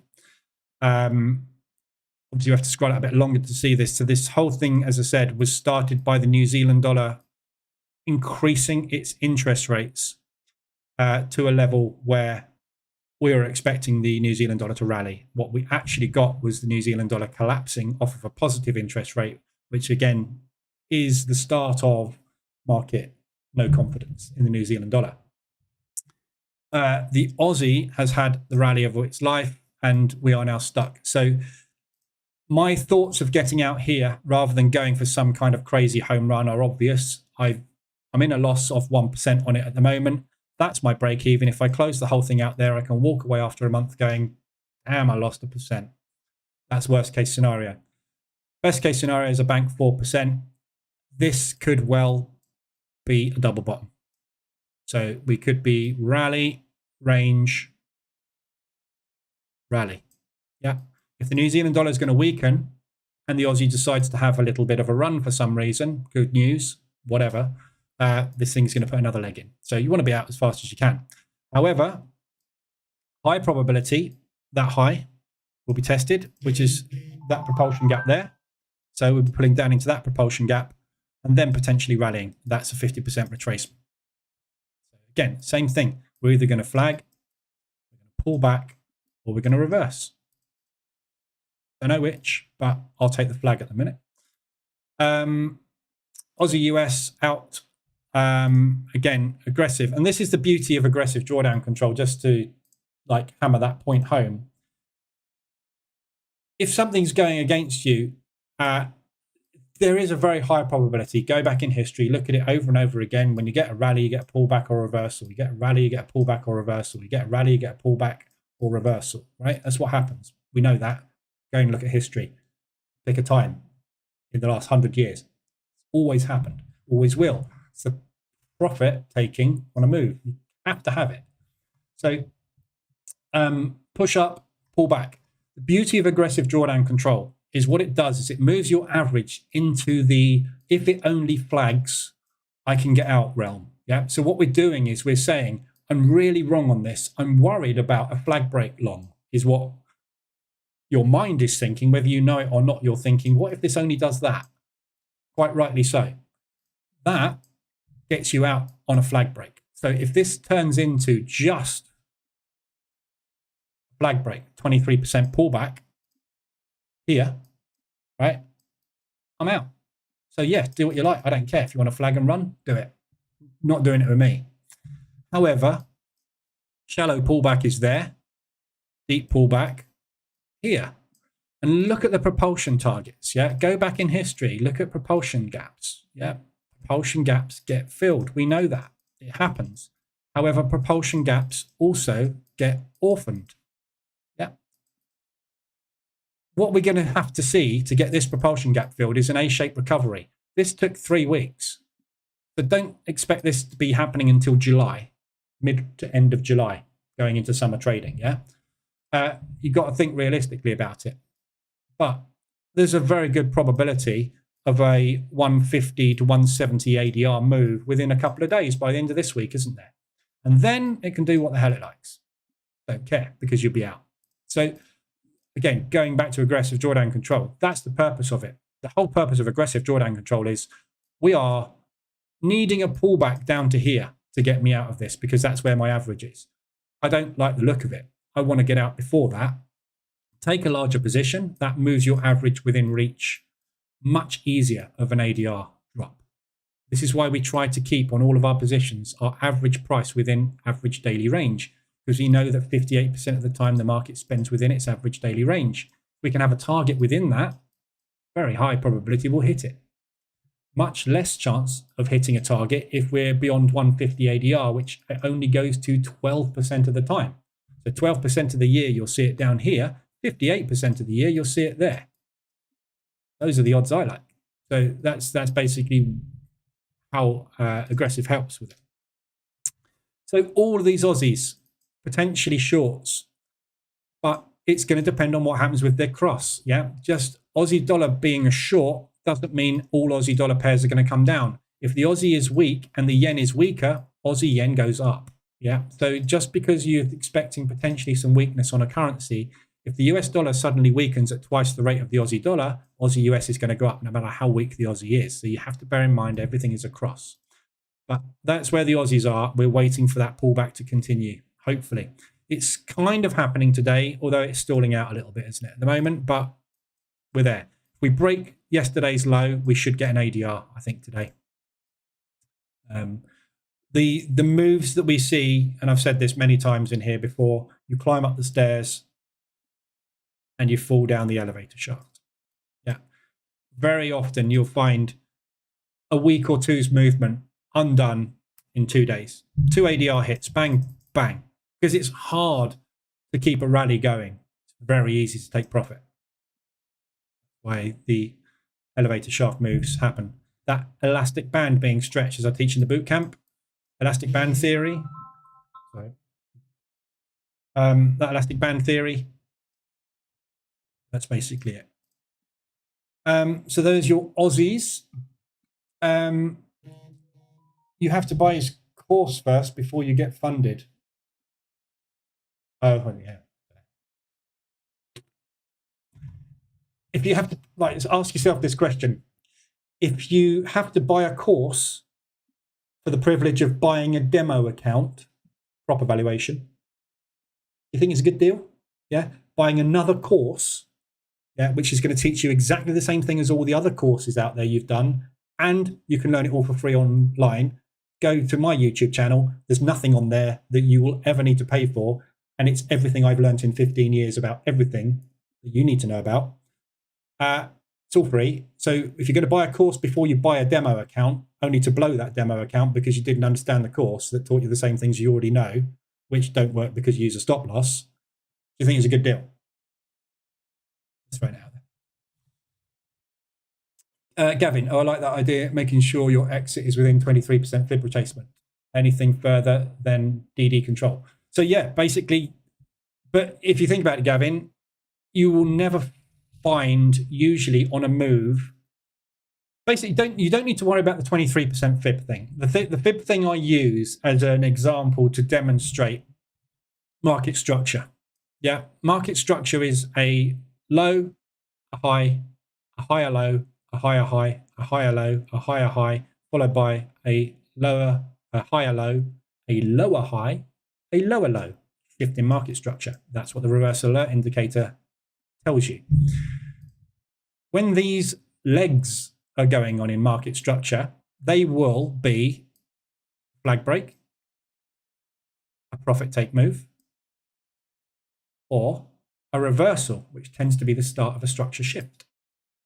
So you can use fib to give you a rough idea. But if you try and keep your average within ADR, 90% of the time, you will always be within a flag break or a shallow pullback. So concentrate on ADR because ADR is easy to hit. Yeah. If you're constantly having to do measurements of fibs and adjust fibs and stuff, it's just hassle. Just stay within an ADR. I like to look at my positions and go, it's roughly within an ADR, that's all right. It's 100 and something, it's all right. It's 150. Keep an eye on that. 175, need to do something about it because I need 2 down days or 1 fundamental news shift to get me out. And we're probably squeezed. Yeah, so use ADR as your measurement because that is always consistent with the instrument that you're looking at. And you can use it obviously to measure movement. Look at this move here. Look. 50%. But if you measure that move from there to there, it's 101 pips. ADR on this is 54. That's a 2 ADR move. So if you were looking at an ADR, you're out. Yeah, ADR is all you need to know. As long as you're using ADR to measure price movement, you're never going to be out of sync with the instrument because the ADR is always going to show you the average daily range of that instrument, and it's going to be different on every instrument. So ADR is a measurement consistent with every market on the planet, whether you're trading futures, Forex, crypto, everything has an ADR, and that ADR is unique to that instrument. So it's why you use ADR and never use pips. You'll never hear me mention the word pips in here. I don't use pips. You can't use pips because a pip is a measurement of distance on an instrument. And a pip on an instrument like the CAD Swiss is totally different to the Bitcoin or to oil. Yeah, you can't use them as the same measurement. You can use ADR because a 25% move on average daily range on the CAD Swiss is the same as a 25% average daily range on the Bitcoin. It's 25%. 25% is the same. 1 pip is a totally different measurement. Can't use pips. Anybody that uses, get all these signal providers. Oh, we make 1,300 pips a month. Do you? That's like one 5-minute candle on the US dollar ZAR. You only trade one trade a month. No, don't be stupid. No. Who's stupid? You're telling me you're making 1,800 pips. I'm telling you that's one candle. Oh, yeah, okay. Bye, Mr. Signal Seller. Right, where was I? CAD Swiss. There we go. We're on CAD Swiss. So, CAD Swiss. Nowhere, sideways, 2-3 weeks. Just not doing anything, is it? CAD yen. So, yens. All yens, basically, as we know, have been driven into the floor. So everything yen for weeks has been weakened to the point where now we are seeing Ueda coming up every day saying we are closely monitoring the Forex markets. Going to have to go back to yesterday because that's the last time he said it. He hasn't mentioned it this morning, but they did say a lot of other stuff. So we have Ueda saying things like this. I'm sure you said it yesterday. It was actually Suzuki yesterday, but doesn't matter who it is. I am closely watching FX movements. FX stability is important. If you carry on weakening our currency, we will buy it all and you will suffer. Yeah. So when this is in the news feed, we know that we need to be paying attention to everything being shorted against the yen. And as we saw yesterday, the first sign is, yeah, all right, we get you. The market starts to buy the yen, i.e. unravel their shorts, their longs. Yeah. So they've been long against the yen, i.e. they've been buying everything against the yen. So what they do is they go, looks like we might have a bit of problem with the yen, right, get out of some positions. If it doesn't go into a market structure shift and we just get a flag break to the upside, the Bank of Japan intervene and put in a 300 to 500 ADR move to the downside. Against with everything, obviously they put in a 300 to 500 ADR move to the upside for the yen, which is downside everything else. So not particularly worried about CAD yen. It's massively extended. It's been extended since there a week or two ago. We've had further extensions. Yeah, you've got bearish divergence on the hourly chart on multiple weeks. You know, it's a waiting game. We've got no news catalysts that are particularly strong. We have got CAD news this afternoon on retail. So if we get negative CAD this afternoon, that's going to help that one down, obviously. Powell will rally or dump the US potentially. And again, that will affect the CAD. But we've got no Canadian dollar red news events this week. Obviously, we don't have red news events on the yen because they don't have it. So the case is just waiting on that. But it's, you know, you're looking for a bear run, aren't you? Look at it on the 4-hour chart. Yeah, we're looking for a pullback. There's your pullback on that one. Yeah. We're looking for the pullback, basically, at least, if not reversal. We don't know which. Obviously, this one turned into a W pattern reversal. All the Elliott waivers are going, it's a Gartney. But yeah, waiting for a pullback. We're miles away from the 24 as well. So when you get that extended away from the 24, you tend to get at least a retracement or a correction. So not really right about that one. Swiss yen, same thing, massively extended, big moves. This has been a little bit more orderly in its movement on the way up. But again, we are very, very extended on that one. Or have been just coming out of extension now. And again, yesterday, look, on the 4-hour. So we had the 4-hour extension embedded and the profit take move started. So we are looking for this to be the retest for the M pattern reversal. Hourly, had it yesterday. There's your M pattern. There's your reversal alert. There's your retest arrow. Can't really see it on this one, but it's there. And then obviously we started the down move. So we're just pulling back. Again, 50% retracement. Next leg down into propulsion. So that one, I'm going to cover all the yens at the same time because they're all the same. Euro yen just pushing out the highs at the moment, just retesting those highs. Pound yen, that one's not holding at the moment. So there's your M pattern reversal. There's your retest and your reversal alert. New Zealand yen, we obviously got out of that one yesterday because that did a nice pullback. So it's a 38% retracement again. So that's a pullback completed, a profit take move completed. 38.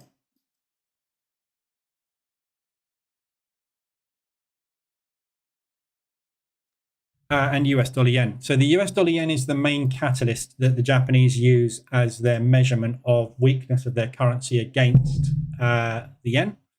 So if this breaks these highs today and gets a move above that 142 level, we're back into the territory of, oi, we don't want you going any higher. And that's when I think the yen will intervene. So the last intervention we had was 150, which is here. That was the initial shot across the bow. That was the first intervention. That was the second intervention.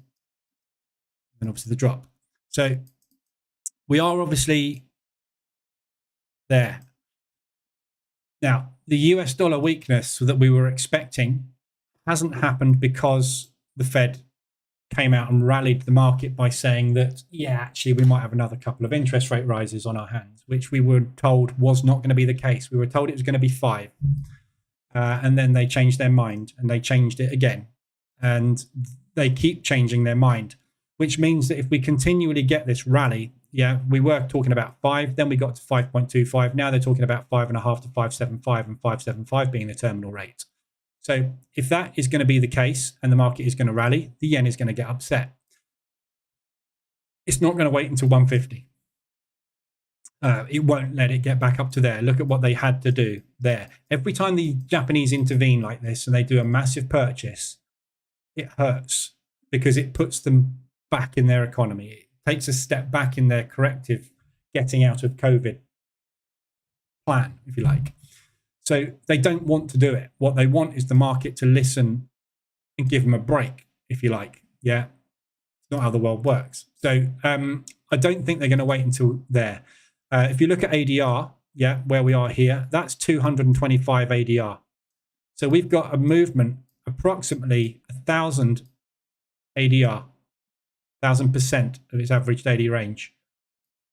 It's going to take a long time. We're talking weeks, months to get there. Ueda and Suzuki are already talking about intervention now. Yeah, and that tends to happen days, stroke weeks before the intervention happens. So I can't see the yen being sustained weak moving forward, because I don't think the market, first of all, the market needs to take profit on some of this movement that it's made, which it hasn't done yet. And secondly, it's going to be scared about getting long when the Japanese are talking about trending on you, right? So if you're a bank going long 25 million yen, 25 million US against yen, in full knowledge that at any point they could put in a 300 ADR move against you, you've got to have a bit of a screw loose, haven't you? Yeah, if we go back and look at the last interventions. Yeah. So ADR is 118. That intervention was 594 pips. 5 ADR. 500% of its average daily movement. That was 400 something percent. That was over a period of 2 days, 800% of its average daily range. You do not want to be dumping a ton of cash long when there is absolutely no chance of you getting out of that position. So the market will be concerned about taking a long. However, if the fundamentals say that the US dollar needs to be bought, they will be bought. So we need to be careful with all the yen. Obviously, they could continue to move, but the likelihood of them coming down fast is higher at the moment, but everything is an odd. Yeah, the chances of something going up or down is 50-50, always is. So, but that's the yens. So we've looked at the CAD yen, we've looked at the Swiss yen. The euros, obviously, we should be buying. The euro got trounced again. Another example of interest rate gone mad. Yeah. We were expecting a 4 point. We weren't. We were expecting a 4. We got a 4. The market was expecting a little bit more. It didn't get it, so it had to sell it off. So we got a positive interest rate rise and a negative currency movement. Typically what you would expect to find at peak terminal rate. Lagarde has come out and said, we are not at peak terminal rate. We've definitely got another couple of moves. So why that has happened, I don't know. It's just the market, I think, overreaction to the interest rates sorry there. So we should see, I think, that start to recover, especially with things like the Australian dollar, where obviously we're starting to get some weakness kicking in. So all the euros are a buy. So look for longs, anything extended on the 4-hour RSI to the downside, anything extended on the hourly to the downside is worth buying. So the last buy I had on that one was down there, in, out, straight away, same day. Lovely. Hasn't really gone anywhere since then. But that's why we get out with half an ADR to an ADR of movement, because if it doesn't go our way, doesn't matter, we're out, because we know the market moves within ADR. So if we target within ADR, we're always going to get out most of the time. Euro pound 150 ADR, so we still got that movement on the euro pound going on. Euro Swiss, again, longs. Euro Swiss is like the Aussie New Zealand, so just be aware. Spend 90% of your time doing that. ADR is only 50, it's low ADR, same as a euro pound, it's a really low ADR pair. And it will move very jerkily, as you can see, because it's the Swiss franc. Money gets piled into and out of the Swiss franc as safe haven purchases happen. So you find the Swissy would just go boing, boing, and then it will just go doing, doing, and undo itself as money flows in and out of the Swiss franc on its way to other currencies. So always watch support resistance with it, but it's a buy at the moment. Just bear in mind that if the euro rallies, the Swiss will rally with it. So if you're looking for something to trade the euro or the Swiss on or off of the interest rate rise on the Swiss franc tomorrow, euro Swiss isn't it, because when the Swissy pumps, the euro will pump. What happens when two things pump together? Nothing. They go sideways. So you want to pick another currency pair to trade. Euro pound, not a bad looking example, but obviously that one's already had its ADR today. So coming up into propulsion, last week's high. A good short at 175 to 200 ADR. If we get there, beautiful short. Massive propulsion gap about to paint in there. Will be your target on the way down. So that is good. Euro Swiss obviously could turn any time, so you could take a short on it now. That propulsion gap's just filled on the 5, so you could take that one now. But I mean, I'll be in that if it gets there. I'll be in that. Hourly RSI extensions miles away. So euros we should be looking for longs on. Pound we should be looking for longs on as well. And again, this is 43 ADR. Yeah, it doesn't move much. 90% of the time it's spent doing this, because the euro moves, the pound moves, the euro moves, the pound moves. Typically, we're the biggest, closest trade partners with each other. So therefore, what happens in our economy tends to be reflected in the other. So again, sideways movement on that one. But ADR reversals for scalps, yeah, because of the fact it does this all the time. If you're getting up there, move is down. Nice and easy to get out of. DAX is totally stuck in that propulsion at the moment. Euro yen we've covered. Euro New Zealand. So New Zealand dollar weakness potentially on the cards. This is the New Zealand dollar rate announcement. Yeah, 50% retracement on the move. Actually, is a little bit more, probably 61.8. And then the bounce. So we'll be looking for that to test those highs again and potentially break out of those highs. So we're looking for pullback entries. So nothing really I don't think I'm going to get into, to be honest. Last entry was there. And last short was obviously shorting against the New Zealand dollar rally, New Zealand dollar drop, because it shouldn't have happened. And wow, fine. So particularly exciting. Euro US dollar, again, along. I've got a sell on at the moment. Whoops, pound Swiss has just hit 125. This pound's not happy. So pound, euro, US dollar have a short on at the moment. Just going to protect that with a stop. Don't like.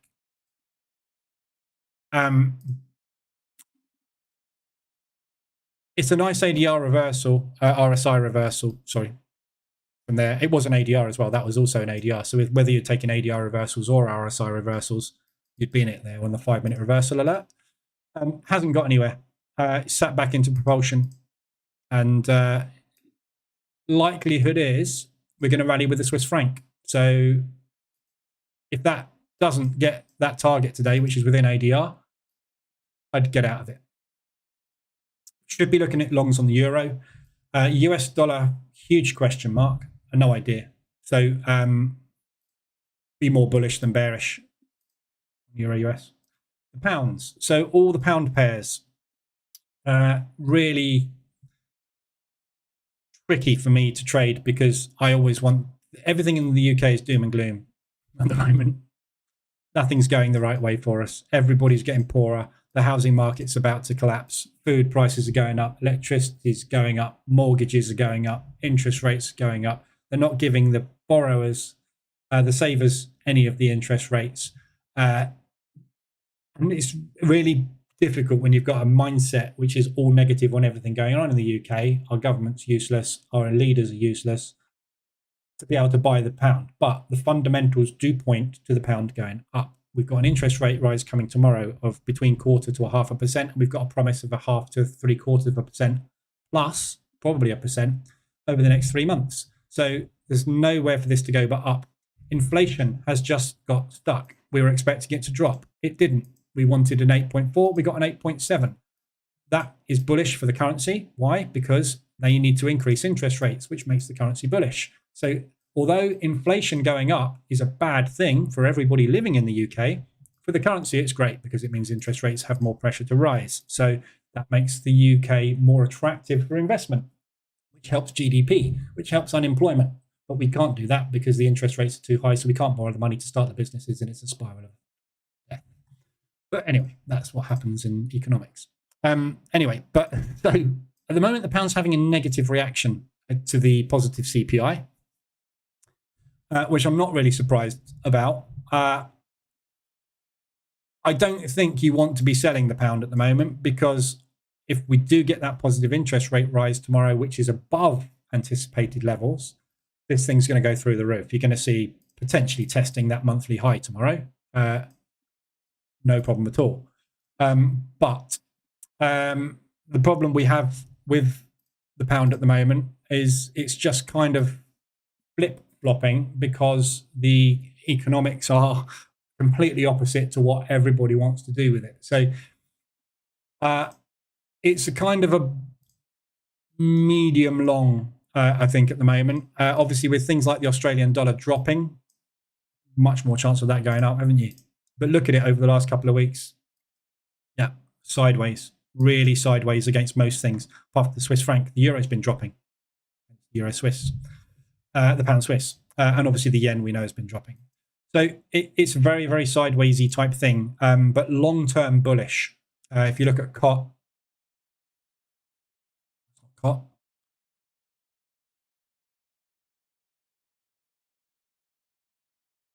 COT with the pound. Oh, we're only 52 now. I haven't didn't check the figures this week, obviously, because I wasn't here yesterday or Monday.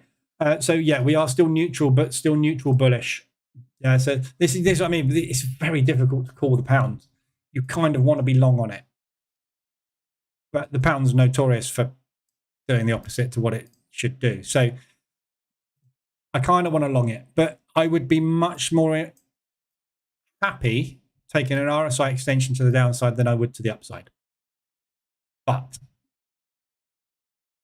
as long as the market's going to move, doesn't matter, does it? If you look at the last few trades that I've taken on this one, for example, on the pound US dollar, they've all been shorts. Short, out, short, out, short. Went flat on that one, short, gone flat on that one this morning. But it's down there now, so that would have been an out. So that would have been a nice little half an ADR. But you see, I'm just skeptical about the pound at the minute. I just don't trust it. But anyway, pound US dollar, you can see obviously with the pound US dollar, it's very orderly market structure. It just goes up and down. It's the major, it's the euro US dollar, the pound US dollar, the two most liquid pairs in the Forex market, meaning they have the, it's harder to move them basically. So when you get movement on them, they tend to unwind very quickly, because it's very, very difficult to move something where you've got a huge amount of buyers and a huge amount of sellers fighting over price. If there's something which is an illiquid market, like the pound yen, for example, or rather the New Zealand dollar yen, you get a lot more fast movement because there is less liquidity. Therefore, when they put a buy order in, they have to move it further to find the people to sell it. When you've got everybody in the world trading the same thing, to move this thing 1 pip takes millions. So because of that fact, every move has a usually very orderly type of pullback move, because they're grinding and it's a lot harder to move it around. So Doesn't really matter which way you trade the pound US dollar at the moment. They're both completely unpredictable, especially the US dollar. So at the moment, there's no opportunities on it either. You know, this is why we looked at the RSI today. The RSI is flat. There is no opportunities. So from a mean reversion perspective anyway. Pound CAD, sideways at the minute. For the last couple of days, we haven't had any news. So as I would expect, obviously New Zealand dollar potentially weakening, Canadian dollar potentially weakening because of oil. So there's no real advantage either way on this one. So all the New Zealand dollar pairs, I'd be looking more bearish than bullish. Yeah. So where we are at the moment, I'd look for continuation in structure to the downside. So look for short opportunities. Any RSI extensions to the upside, like that one there, straight in, straight out, same day. Probably better, but you know, as long as you've got decent movement and as long as you've got decent propulsion targets, you'll be fine on something like this. If you've got a short against a short, it's going to do that rather than that. So there's no reason fundamentally for either of these to be massively strong or massively weak at the moment.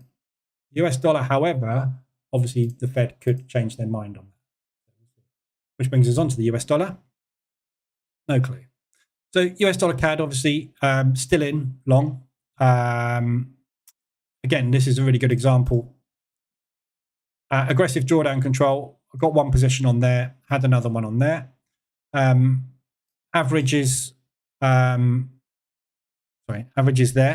within ADR. There's ADR. There's the average. That's your next resistance, potentially. So when we get back to there, we're watching price action. However, I'm expecting a test of that propulsion. So realistically, my targets are up there because if we get a big news event off of Powell this afternoon, we could easily get a 150 ADR hit. So the reason the targets are there are at the moment for let's hope we get a big movement on fundamental news. If we don't get a big movement on fundamental news, I'll be watching very closely at that level because I'll probably want to be out of it. Again, US dollar CAD, I've shut it down now, but I don't know what US dollar CAD owes me this month, but I don't think it's a lot.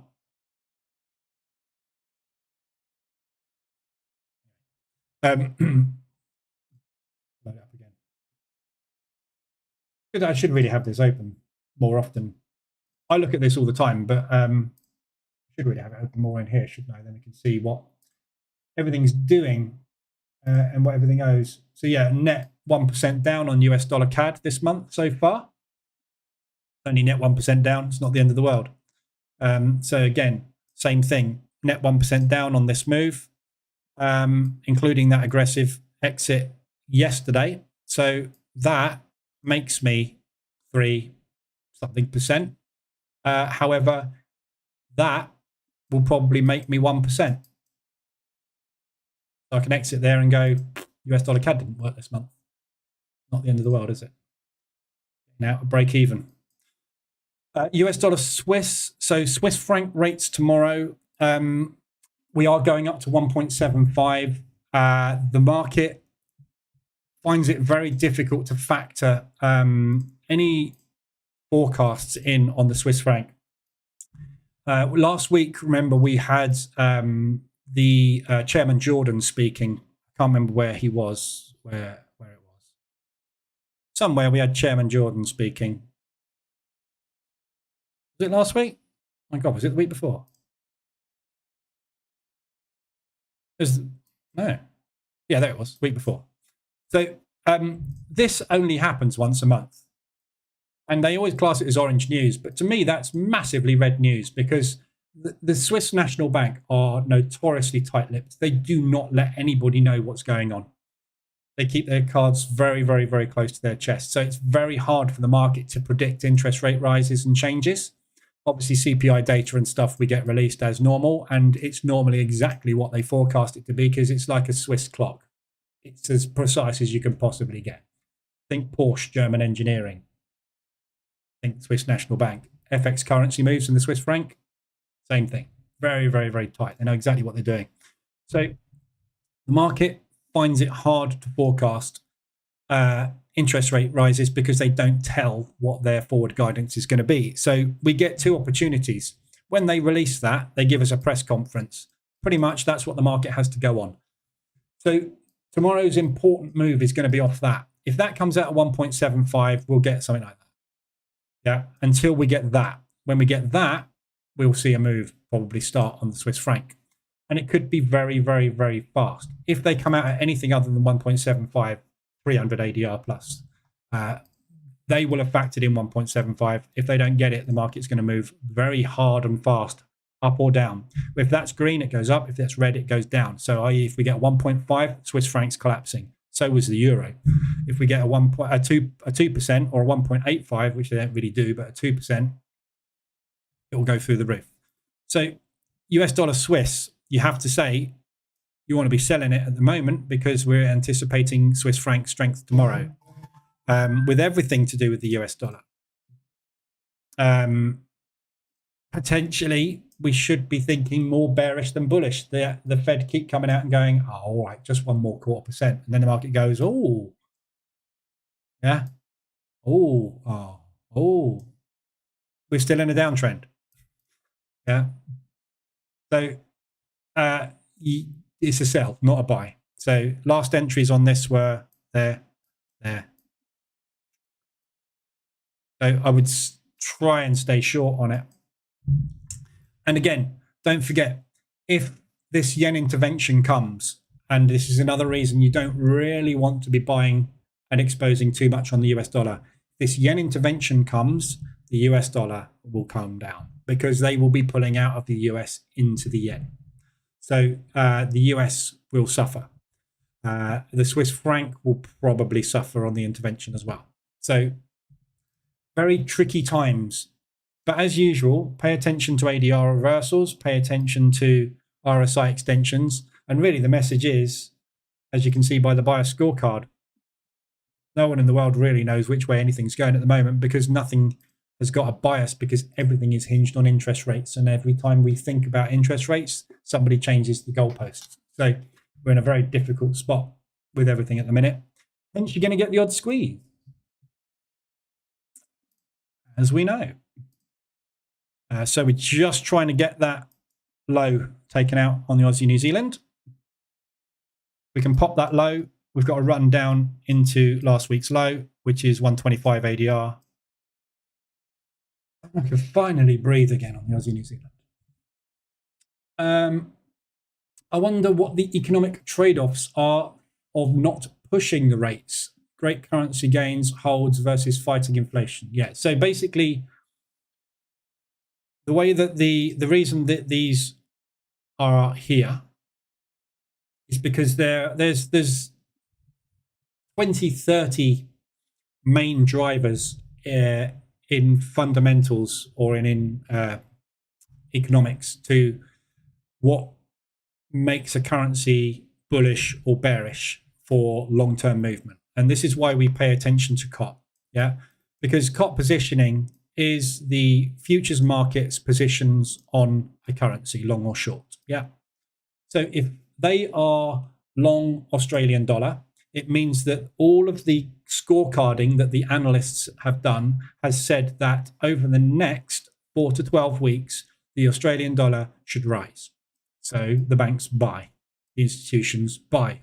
We get that rally, but on the way, we get pullbacks and we get bullish market structure, overall bias.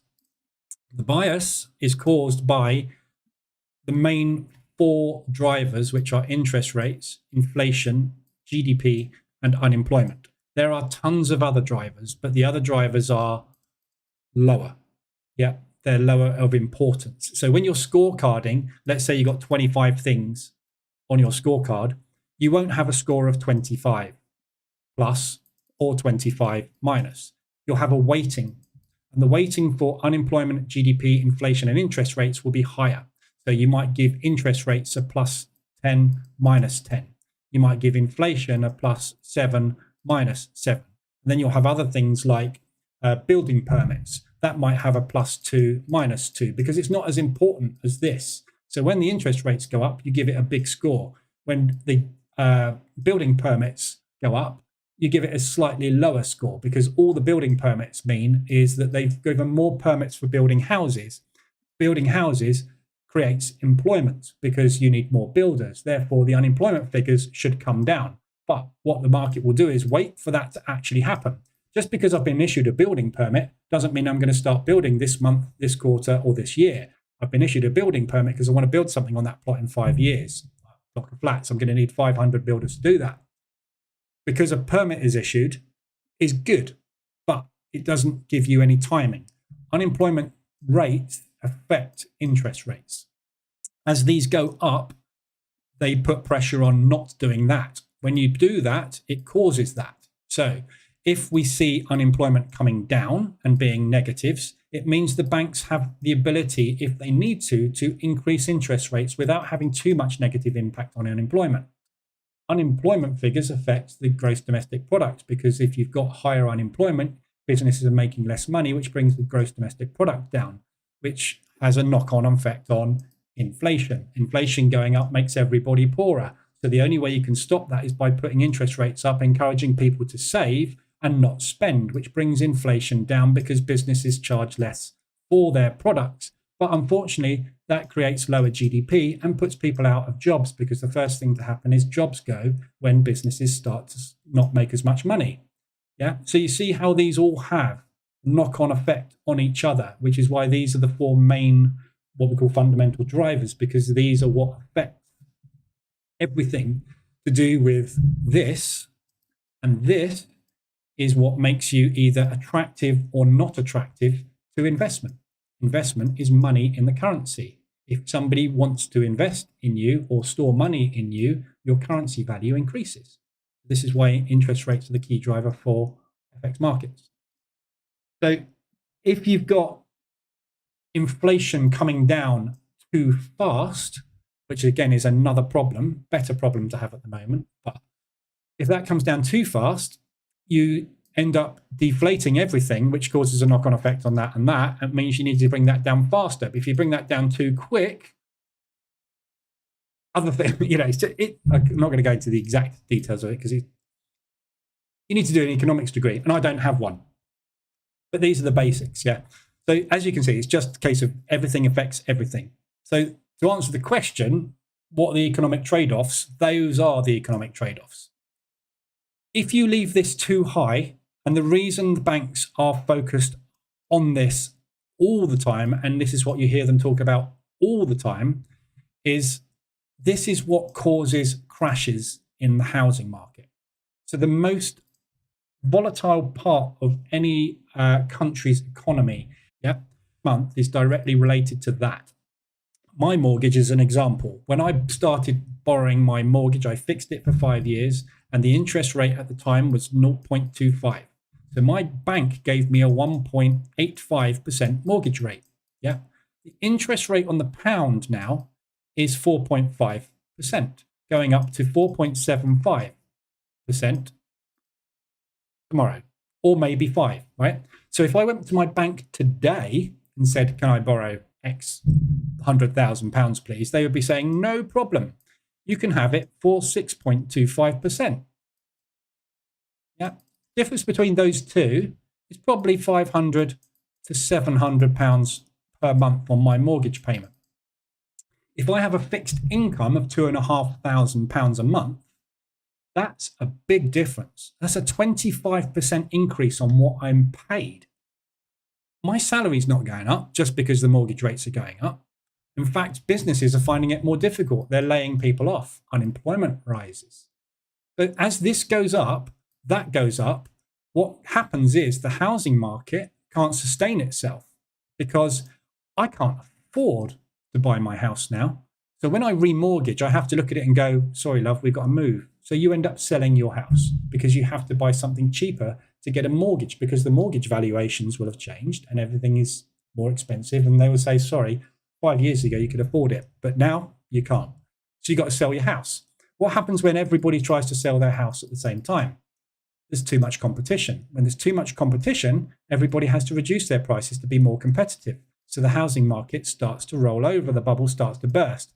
As that starts to happen, house prices exponentially decrease. However, your mortgage that you have is fixed on the price of what you bought your property for at that time, and that's where you get negative equity. So if I bought my house at 500,000, for example, 2 years ago, and the housing bubble starts to pop and house prices come down, and now my house is worth 425,000, I've borrowed 500,000 on something which is worth 425. So in effect, when I sell my house, I owe the bank 25 grand. Yeah. This is why this is key for them to find a terminal rate, because they need to give the market and they need to give the populations of the countries it's not going to go above here. So businesses can plan, banks can plan, everything can be planned to keep everything stable. All the time there is uncertainty, and look at the US as an example. 4.75 was the terminal rate. They changed it to 5. Then they changed it to 5.25. Now they're talking 5.75 a year later, right? Everybody's interest rates and mortgages are just going up. House prices can't continue to go up because you can't afford a mortgage to buy the thing. So what happens is you get to a point where you physically cannot sell a property because there's nobody in the world that can afford it, because there's a million of those properties at that price, but no one can get there. So you have to reduce the prices. As you reduce the prices, everybody becomes poorer. Inflation goes up, which means you've got to put interest rates up. See what I mean? It's just a massive mess. And this has all been caused by COVID. So we're all trading through this situation at the moment where the banks haven't got a clue because they've never been there. The governments have got no clue because they've never been there. We've never been there. Our generation hasn't seen interest rates like this before. We've never seen interest rates rising at this rate before. Ever, I don't think. The US has never really defaulted on its debts, gone bankrupt. First time the US is about to go bankrupt, potentially in the next few weeks. So we've got all these catalysts out there, which are meaning if you want to predict the way that this thing is going to go today, you've got no hope. The market can't even predict where it's going to go in the next 3 months. Look at the New Zealand dollar. Interest rate rises. Brilliant. Oh, let's sell it. You don't do that. You don't sell on a positive interest rate. Why would you? Because it's more attractive. Money should be flowing in. If money's flowing out, there's a problem. Aussie, New Zealand, squeeze has happened because the market doesn't know what to do at the moment. So, everything you have to look at the moment, you've got to kind of look at it with a shorter term view, and you've got to be more careful. This is where exposure is absolutely critical. Why I keep talking about it. Yeah, absolutely fine. Not fine if the yen drops. Yeah, so just keep your eyes on the exposure and, always try and get into the best possible opportunities. So the more extended you are in the market condition, the higher the probability of the snapback. Always remember the elastic band theory. The more stretched the band, the faster and harder the snap. Yeah, so look at the Aussie New Zealand. Yeah. Look at the speed of that pullback. Yeah. 2 ADRs back to back, like creeping, snap. Yeah, very, very fast. I had an opportunity to get out of absolutely everything there with a big profit. I didn't take it. Should have done. So I had an opportunity yesterday to do the same thing. But when you see it happen once, this is the market going, right, that's it. We've had enough. Highly likely, everybody that started to exit their positions there enticed short players. Short players entered the market here. When the market gets back to there, they're like, no, we're short. And they start adding to their short positions, causing push down, which is market reversal, pattern reversal. That's what happens at those levels. That's why we get M patterns and W patterns, because it's the market buying and then the market adding to the buys because they've decided to go long. And if the sellers want to take control, the buyers have to put more money into the market than the sellers, which causes the W pattern. When the sellers see that they can't go short, they get out of their orders, they flip long and become buyers. Just how markets rotate and move. And that's the whole purpose of what we do as mean reversion position traders, is we wait for the conditions to be extended. The market has moved. After the market has moved, it either starts that or that. Doesn't matter which. That's our profit. That's where we're trading. We're trading in the mean reversion. There you go. That's everything covered. Anybody got any other pairs you want to look at? Don't say yes because I've covered them all. So pound US dollar is good for hedging strategy. Yeah, pound US dollar is a really good hedging strategy, hedging instrument, if you like. So is euro pound.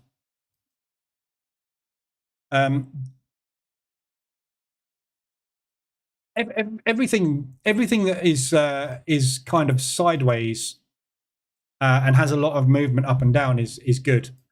Aussie New Zealand normally is. So, you know, nothing's good. Everything's good for hedging until a hedge fails.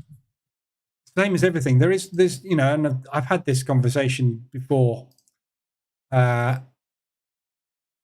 Telegram many times and in here. There is no strategy. No strategy works because every strategy has a failure point.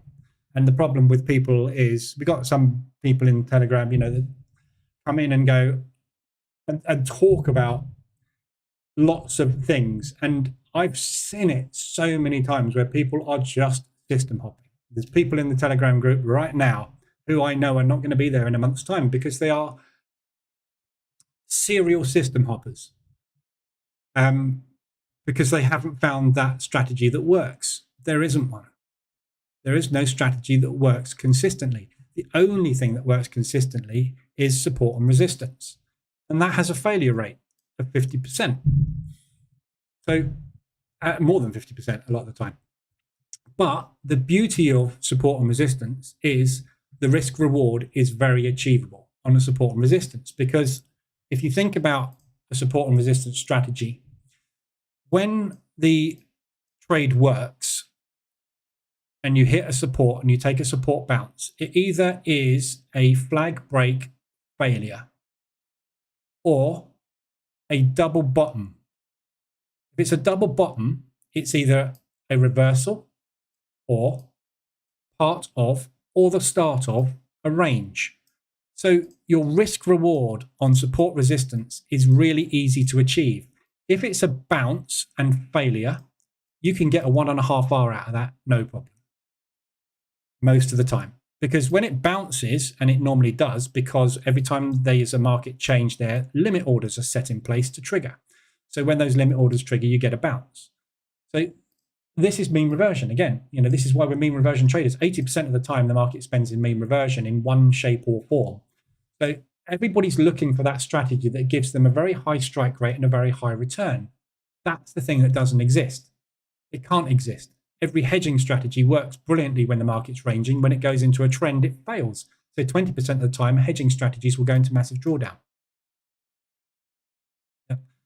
The only thing that makes your strategy lose is the stop loss. So if you stop trying to take trades that rely on high risk reward and remove the stop loss from them, the chances are market structure will just pay you every time, which is what I do. You position trade, you get into a position, and if you're wrong at that point, so let's say, for example, we were taking a support resistance bounce here, it bounced and it failed. What the chances are is that the next one will work. And if the next one doesn't work, there'll be another one that will work.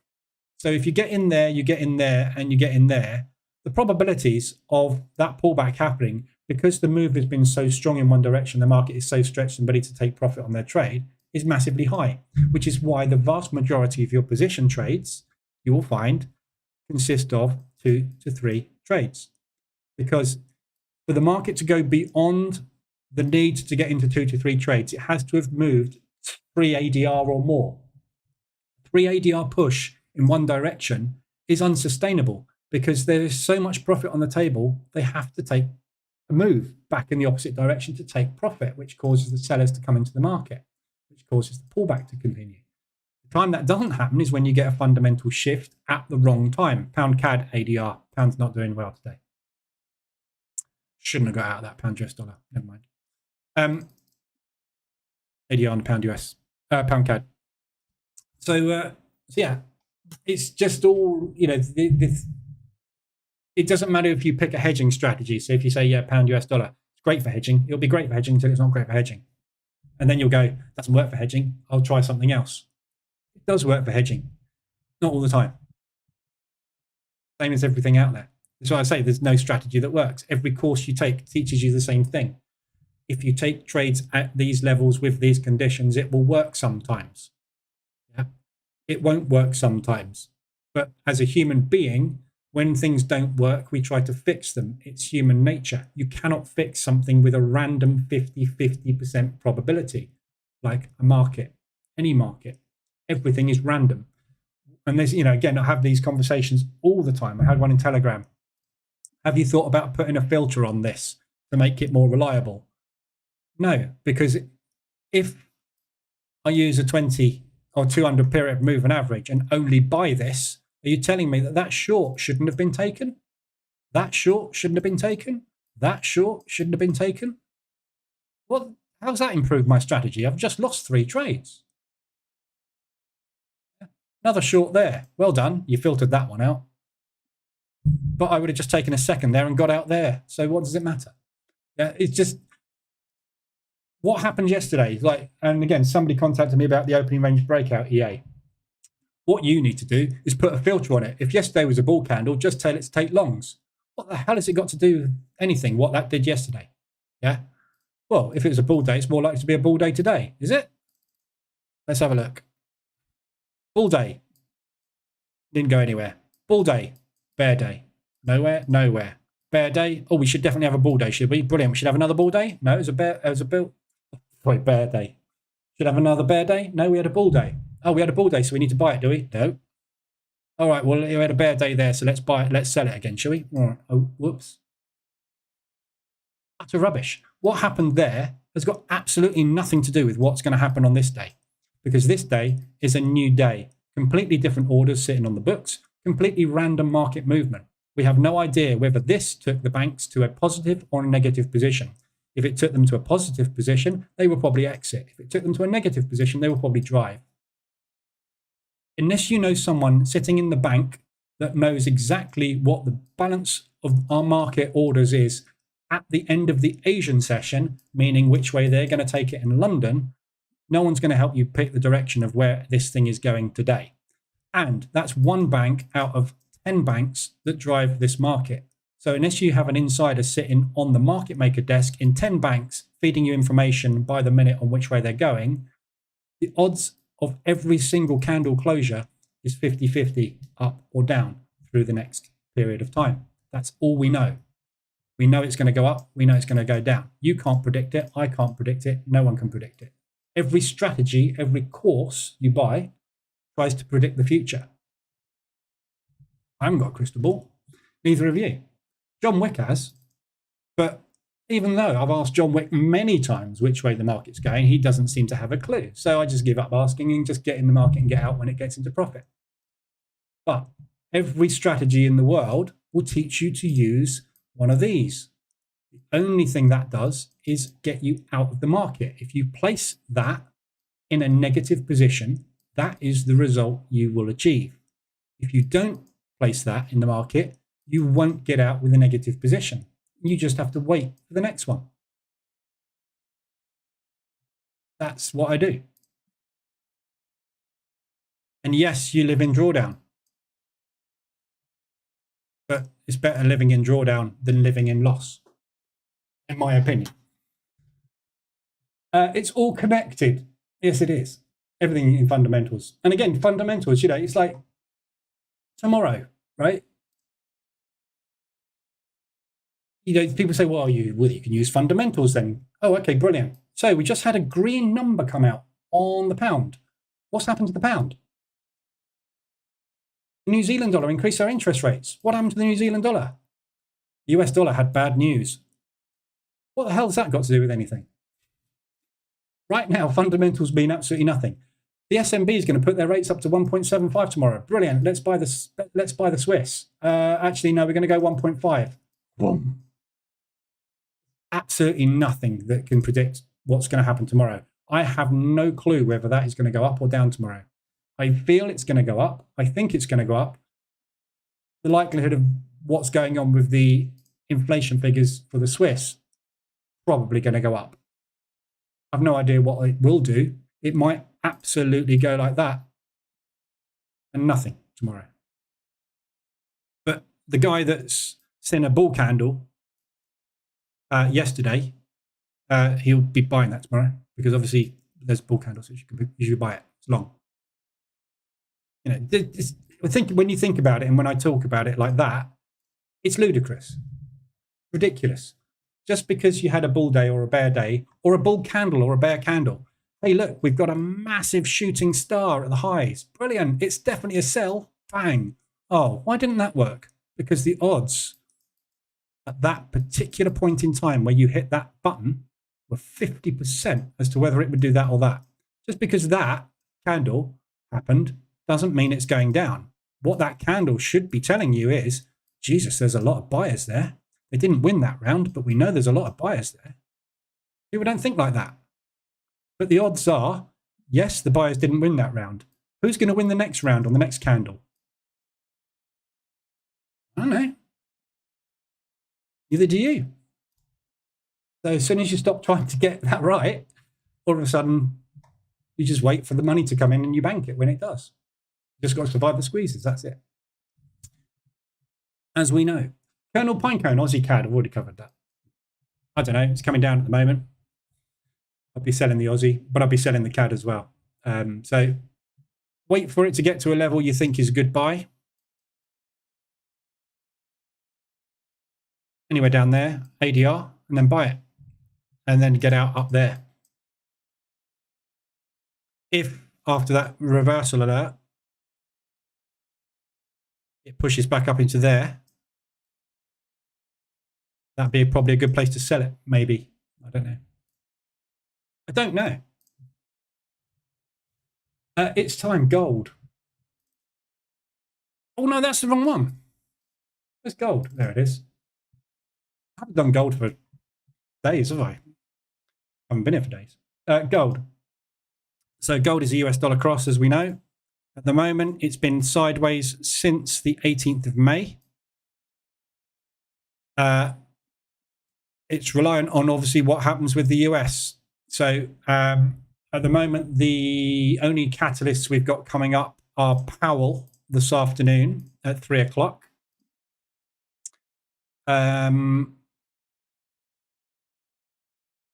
Unemployment tomorrow, and then Powell. So the unemployment claims tomorrow are probably the main driver you'll find. But before that, we've got the Swiss and the UK rates. So obviously, the thing you have to think is, if I need to buy a load of Swiss franc tomorrow, where am I going to get the money from? Yeah. So they will pull the money from a currency to transfer it into. Same with the pound. If the pound collapses tomorrow, they will be selling the pound and putting it somewhere else. Where are they going to put it? I don't know. So most of the time, when there's a big news event, you find the US dollar is pushed and pulled because people are buying and selling the US dollar to make money to use for whatever they're going to do. So this is why you see lots of movement like this. It's currency movement. People pushing and pulling money in and out of the US dollar. It's got nothing to do with gold. Gold is just a US dollar cross. It's the same as pound US dollar. Yeah, this will do the same as the pound US dollar. If the US dollar drops, it will go up. If the US dollar rallies, it will go down. At the moment, the US dollar is rallying. I know that because this is coming down. It's not really rallying, is it? But it's having a bull hour, if you like. Very weak, actually. But yeah, I mean, it's just across. So at the moment, we're range bound. So I'd be buying it because we're at the lows of the range. There's your range highs. Look at all the propulsion gaps. Propulsion gap. Fill. Propulsion gaps. Fill. Propulsion. Fill. Propulsion. Fill. Fill. Fill. Fill. Where do you think it's going? I don't know. It's a 50-50 shot, but I would say much more of a buy than a sell at the moment, wouldn't you? But we're in a downtrend, so you are buying counter trend. So there's every probability that we will get this low, high, low, high, low. Buy it back up into there. So that low, when that gets down to there, anything below there is a good buy. Unless we get a massive weakness, a massive strength in the US dollar come through for any reason, in which case then that is your last level of resistance before we price discovery moved all the way up into this area, which we've been stuck in a range for. So that, if we do break down, is potentially where we're going to go. But on the way down, it will do that. So you could buy the RSI lows, or wait till it's come out of an RSI low and then sell it. But no, I don't trade it because it's too volatile. These moves, when you get these 300% ADR moves for absolutely no reason whatsoever, this is the reason I don't trade gold. It's too volatile for position trading. When it wants to go, it will go and it won't stop. But that's because the US dollar is doing the same. The problem with gold as a cross is gold doesn't have its own power, if you like, to push back against it. So if the US dollar rallies, and you're trading pound US dollar, for example, when the US dollar pauses, the pound can rally and push it back down. When you're trading gold and the US dollar rallies and the US dollar pauses, there is no gold currency, if you like, that is going to be able to push back. So what you get is accumulations. You get push accumulation, yeah, rather than push, pull, push, pull. As mean reversion traders, we need it to pull. That's how we get out. When they've pushed, we pull because that's their profit take. That's why I don't trade it, because there's not two parties involved. There's only one. It's the US dollar. Gold does have its own movement. Obviously, it will move on its own. But you need a lot of orders in the market to buy or sell gold at the same time. So something needs to happen. Quite often it's stock market related, where they will suddenly drive money into gold or pull it out of gold. Problem at the moment is 25% of the stockpiles of gold are tied up in Russia, and there's an import-export ban. So supply and demand levels for gold are just gone. Not what we are normally used to. This is why this thing is not doing what it normally does, because the supply and demand levels are not the same, because gold is not able to be pulled out of Russia. So, don't know. I know as much as you do. Up, down, sideways. That's all it's going to do. His tele profile pic says it all. What?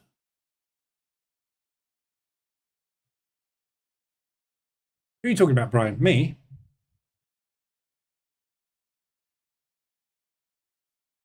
Confused. Can you sell GJ so I can hit TP? I'm not getting involved in GJ anymore. I'm in it. I am selling it. I'm already in. So there's my average. Multiple TPs on this.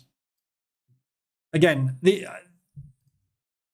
TPs that I have are in propulsion. So we've got 3 propulsion targets to the downside, 4 actually. This one is the easiest exit. But the reason I am spread with the yens from a target perspective is that at any moment, if the Japanese intervention comes, we're going to see a 300 plus ADR move, aren't we? That's why this is here. If we get that, I'm having it. However, if my portfolio at the time we get to there looks good, and I want it to be at the moment because I want to switch brokers, so I need to get myself flat really, I'll exit. So, you know, if I look at my P&L, I've banked 7% or 8% this week. The month is looking like 3 to 5%, and this gets me flat, I'll be out. But I don't see any reason why we shouldn't get down to there. It's a 50% retracement. Yeah.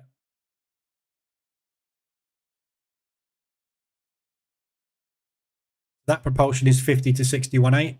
There's your 38. So that's your shallow 150 ADR, which should go back into that propulsion. So again, that's support, resistance, resistance, support, propulsion. That's what I'd look for. But I don't know. I'll be nice if we get that level. Be nice if the yen intervened. I'd love the yen to intervene. I'd love the yen just to go And they can do it any time as well. We've looked at the last 3 interventions. We had 1 intervention in Asia. We had 1 intervention in London. We had 1 intervention in New York. The yen intervention is not caused because Japan is awake or not. The yen intervention happens when it happens. So this could just go vroom, vroom. All of a sudden, everyone will be going, what's just happened to the yen? You'll go over to Financial Juice and they'll be like, nothing. Nothing's happened to the yen. And then there'll just be a... hang on, Kushida's talking at the moment.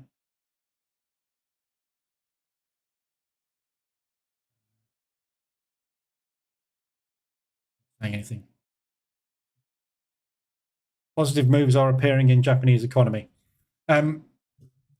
So you'll suddenly come over here and there'll be nothing about the yen. And then there'll be something that will come up in red, which will say yen moves 1% on unknown market movement or something ridiculous. You won't know why.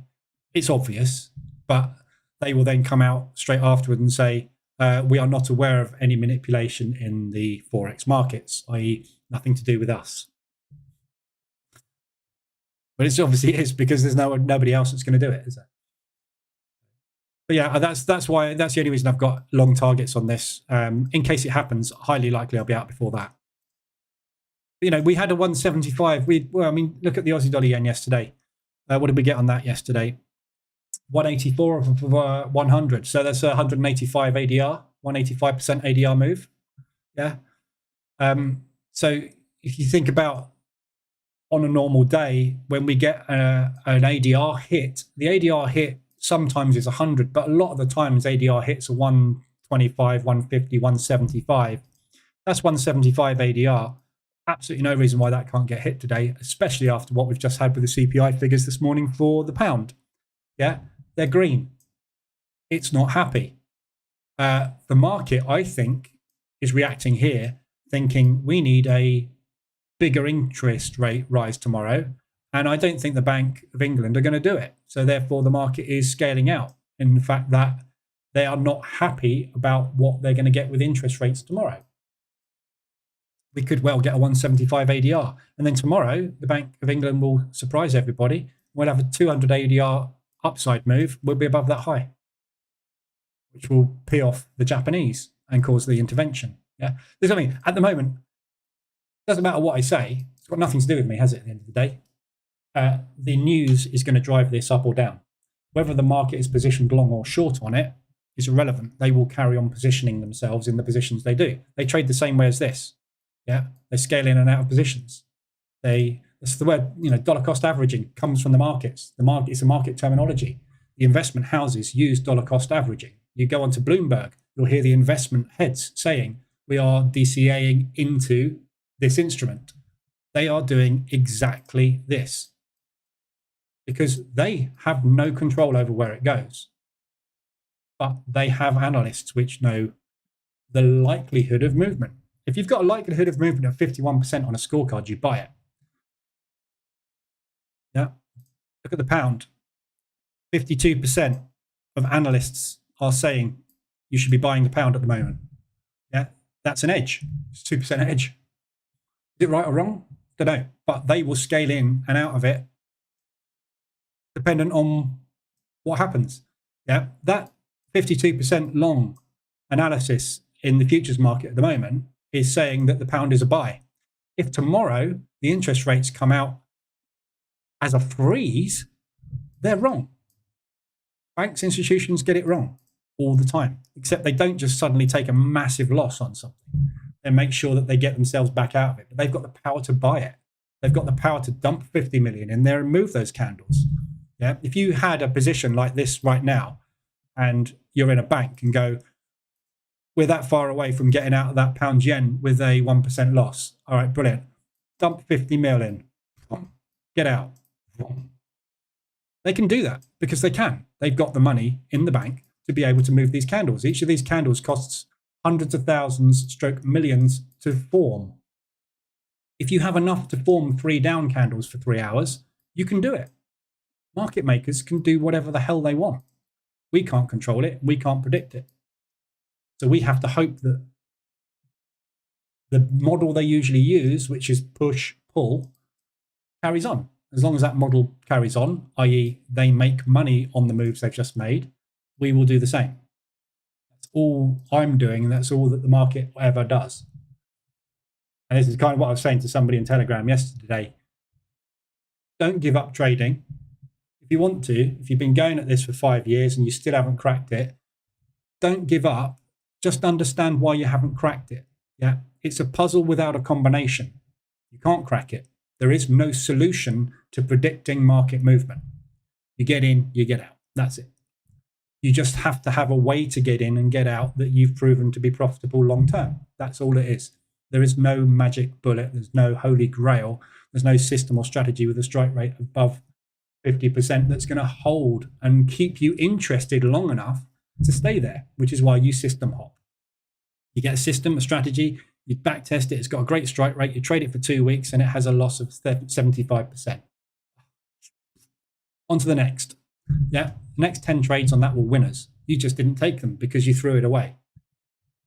Short term, everybody's looking short term. I need to buy a Lamborghini next week. How can I do it? That guy's got a Lamborghini. How did he do it? I'll buy his course. Rubbish.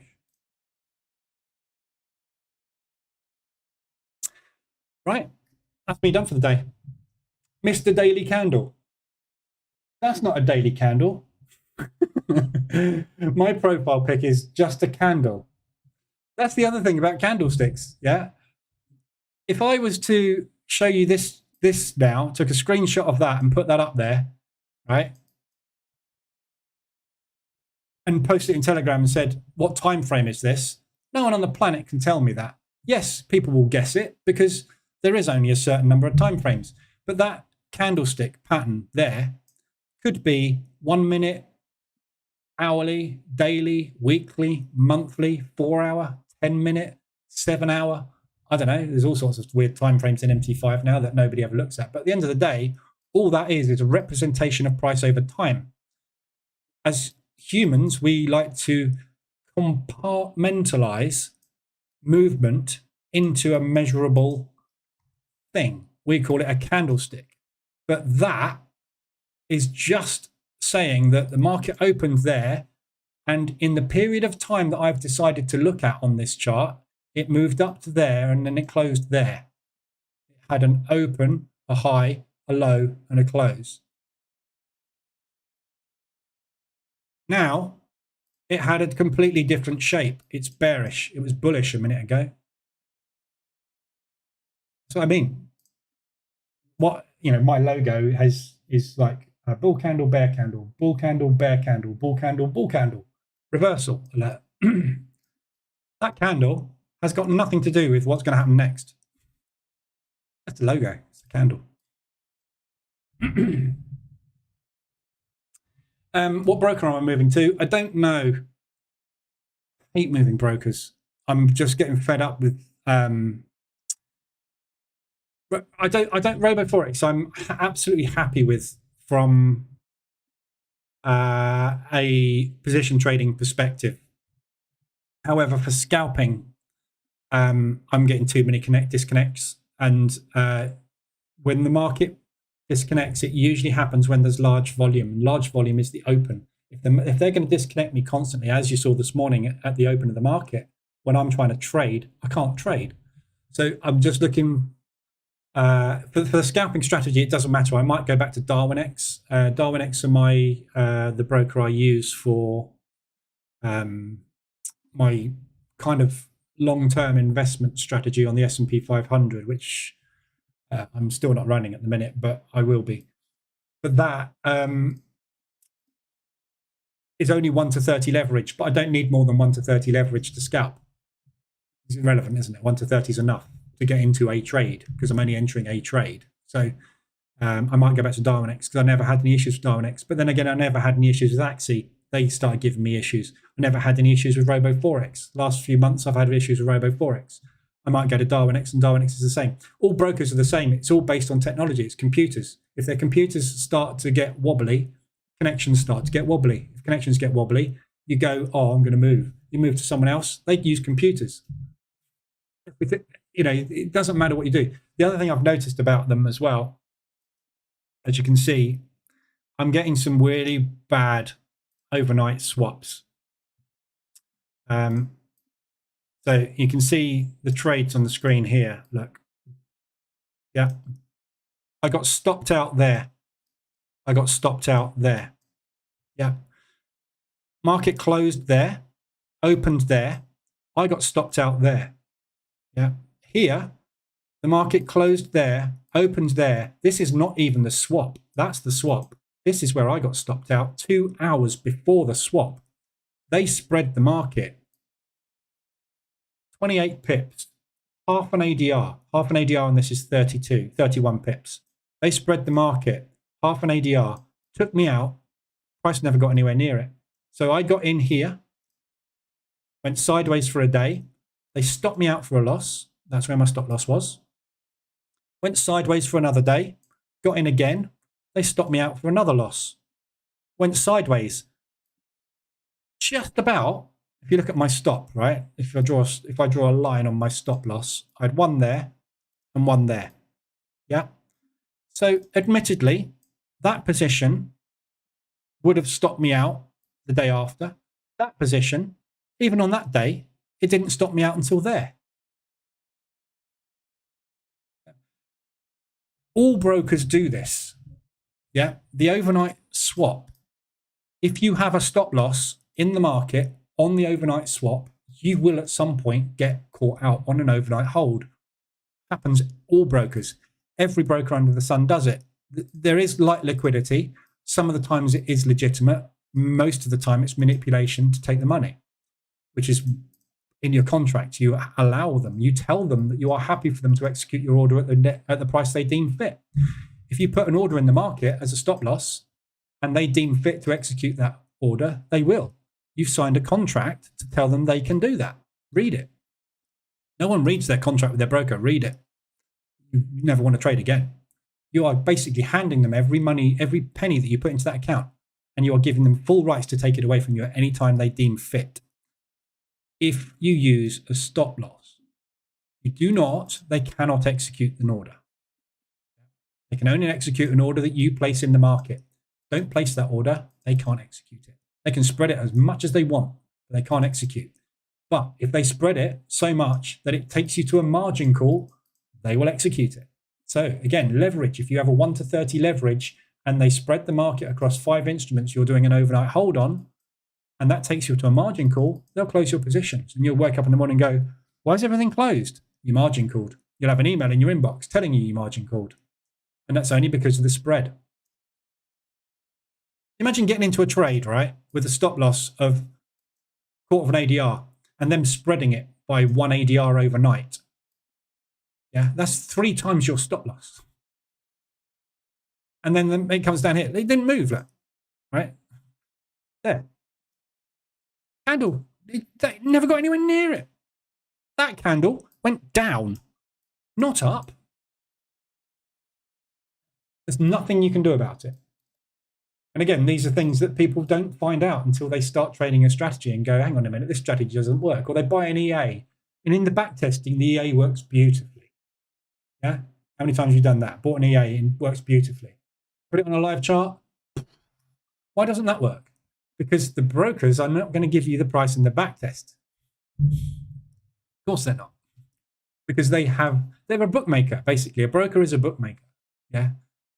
Their job is to make money every day. And if by spreading like that, they can make 25 grand because people have been stupid enough to put an order up there to say, get me out of the market with a loss there. What do you think they're going to do? What would you do? I'm sure I would. If people are stupid enough to deposit £2.5 million with me and put an order in the market, if price got to a certain level, to take them out, and I took the other sides of their trade and could take every single penny in that account, and all I had to do was press a spread button to spread it by a quarter of an ADR every night. Do you think that would be an easy thing to do? Damn right, I'd automate it. Funny enough, there's companies that sell software to brokers to automate that facility for them. It costs about 100 grand a year. You make that in a night. People don't understand this is rigged against you from day one. Every time you place an order in the market will execute it. If you tell it to get you out in an executed loss, it will do that. Just don't do it. But to answer the question, Laurie, I don't know which broker I'm moving to. I'm toying, but I'm still not sure. I might stick with Robo for position trading because I'm not having any problems with my position trading accounts apart from the odd spread out. But these only happen in a squeeze as well because I'm only using stops on aggressive drawdown control positions. But there are instances where automated drawdown control gets done by the EA as well on a spread, but I don't mind that so much because it's only a third of a position, so it's not the end of the world, and it actually helps because it's drawdown control, and I do want to get out of squeezing, so I don't have too much of a problem with that. Got to give it to the 2-hour traders, yeah. Because people trade all sorts of weird time frames. I mean, like Tom Hugard, if you're familiar with Tom Hugard, really good scalper. He trades a 10-minute chart. I haven't even got a 10-minute chart. But if you think about it, what's the difference between a 5-minute chart and a 10-minute chart? It's 2 5-minute candles. So basically, if you cut out the middleman and go straight to the 10-minute chart, why bother looking at the 5? Because you can look at it half as much and get the same information. Where did it go up to and down to in that period of time? But then again, I would say, why not use the 15-minute chart? Because the 10's in between the 5 and the 15, and that's what he prefers. Doesn't make any difference. Some people I've seen people trading the 45-minute charts. You're just making up time frames. And I can guarantee you the people trading the 2-hour charts and the 45-minute charts are doing what? Selling a course. Why? Because it's the secret sauce that nobody knows about, the 45-minute time frame. Why don't you know about it? Because they don't want you to know about it. It's secret. Banks use the 45-minute chart. Everything is manufactured to take your money. Am I selling this to everybody? Go do the boot camp. Find out what the real world's like. For sure, bandwidth and processing power taken up at key times, i.e. market opens. Yeah, there's nothing you do about it. The thing you got to think about, Laurie, as well, is there's a pipe, right? And normally there's 200,000 per tick of money going through that pipe. When the New York Stock Exchange opens, there's 25 million trying to get through that pipe. The data can only be pumped at the speed that they can pump it, and you can only receive it at the speed you can receive it at. The reason terminals freeze at market open is because there's just too much data. So it doesn't matter what broker you go with. Some brokers are better than others, I find. And you tend to find the smaller brokers, which is why I'm looking at DOW and quite often are better because there's less order flow going through the servers. Because if you've got less people trading, you've got less order flow. If you've got less order flow, you've got less data. If you've got less data, there's less chance of a lockup. Your big boys like IC markets, FXCMs, Robos, yeah. I mean, when you've got 25,000 customers actively trading at the 9:30 bell in New York, yeah, you're going to have a lot of activity on those servers. Those servers go down, you're in trouble. Doesn't matter how good you make your infrastructure. There's only a certain pipe, isn't there? Have a look at FXCC. Never heard of them.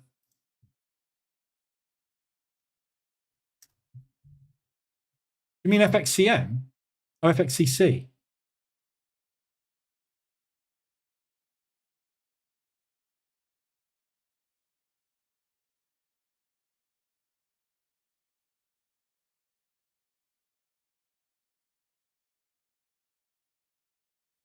Never heard of them, but I mean, there's hundreds of brokers, literally hundreds. Where are they regulated? Various jurisdictions. Okay, so that's why they can give you decent leverage.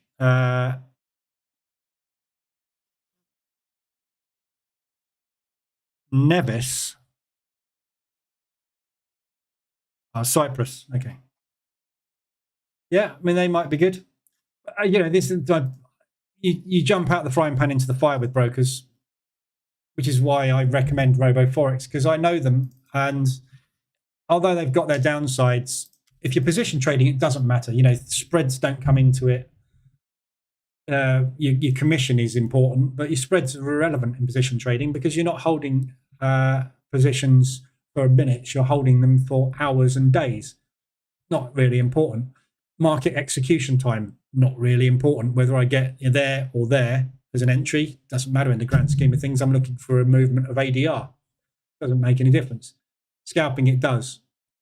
So you want the fastest execution. The fastest execution trader broker out there that I've got is TD365, but they don't have MT4, so I can't automate any of my trading. So the TD365 are a brilliant broker. Spreads are virtually zero. Commissions are really tight, but there is no connection to MT4 because they don't do it. It's all web-based and it's instant, but I can't automate it. So, there's never a winner. Global Prime, I've heard of them, yeah. I used Global Prime at one point for a prop firm. I can't remember which prop firm it was, but they went bust. Nothing to do with Global Prime, obviously, but I did use Global Prime. I didn't have any problems with them, so they're an option. There's lots of options, but I don't know. But until I get flat on my account, I can't really do anything. So if I can get flat on sort of 80% of the trades, I might just sit and manage those. But as I say, position trading is not really my main problem. This just annoys me. But I'm only annoyed with myself because I'm stupid in the fact that I had to put a stop there. What I should do with aggressive drawdown control, and I would do in a normal world, is not use a stop and then get out of it manually by watching it. The problem with the Aussie New Zealand is I'm asleep when these two are being manipulated. If I trading any pound, euro, Swiss, US, Canadian pair, I would never put a stop loss on an aggressive drawdown control position. I would just wait for it to get to a level and I would close it manually, because it's only going to get to a level when I'm awake, because the manipulation on those pairs in the Asian session is tiny. These move in the Asian session. I have to have a stop there. If this thing moves 200 ADR against me during Asia, when I wake up in the morning, it's a massive problem. So it's better to take a 0.5% loss than to wake up in 1.5%.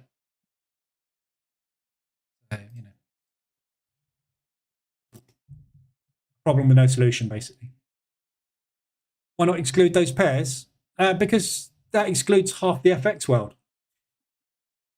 If you exclude the Australian dollar, you're excluding 1, 2, 3, 4, 5. If you exclude New Zealand, that's 6, 7, 8, 9 pairs. If you exclude the yen, that's 7.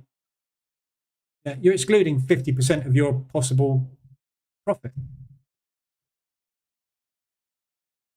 It only affects aggressive drawdown control. So the only time I'm ever going to get affected by this is if I'm in a squeeze, i.e. a currency has gone against me for a couple of weeks. I'm in 5+ positions, 3% of drawdown. That's the only time I'm ever going to use aggressive drawdown control. And it's also got to be on an Australasian pair for me to use a stop. So the times I use it is very, very rare. But it just so happens that the Aussie New Zealand has been one of those pound Swiss 150 ADR, one of those pairs where it just hasn't stopped. And I've needed aggressive drawdown control fairly early on because of the speed of the movement of the New Zealand dollar drop. Just a perfect storm. But then that's why you have these months. Every now and again, you have months where you make a loss. It's all part of the game. Aussie New Zealand's rejecting the lows. 10 minutes left on this candle, so we'll see how we close. But it's looking like a bit of a rejection. So I've got an aggressive one on there. I'm just going to put a break even on it. I don't want to get into draw down on it. I've been looking to like to find trustworthy overseas broker that accepts US clients. Yeah, you just need to basically hunt. Not in the US, I don't know. You just got to find one. Axie take US clients, and obviously they don't advertise that you can have more than 30 to 1 leverage. I've got accounts with Axie. I've got 500 to 1 leverage. No, I've got 200 to 1 leverage. Sorry. I just phoned them up and said, your leverage is no good. I really want to use you. Could you put me in touch with your Australian office, please? Who will then say, sorry, mate, we can't deal with you because you're in the US. However, we've got guys in Cyprus who will pass you over to the Cyprus office, who you won't be able to speak to because you won't speak Cypriot, and they'll just do a form. Just hunt. There's always a way. Don't forget, these guys are fully expecting that you are going to lose everything you deposit with them. They're more than happy to move hell and the high water to get you on their books. Their job is to gain new clients. Don't forget, 90% of their clients lose 90% of their balance within 90 days.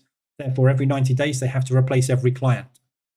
They are not going to bend every rule under the sun to get a client on board, because it's the only thing their job is. Brokers' jobs are to execute orders and fill the client customer database, because every single customer goes bust within 30 to 60 to 90 days, depending on how stupid they are.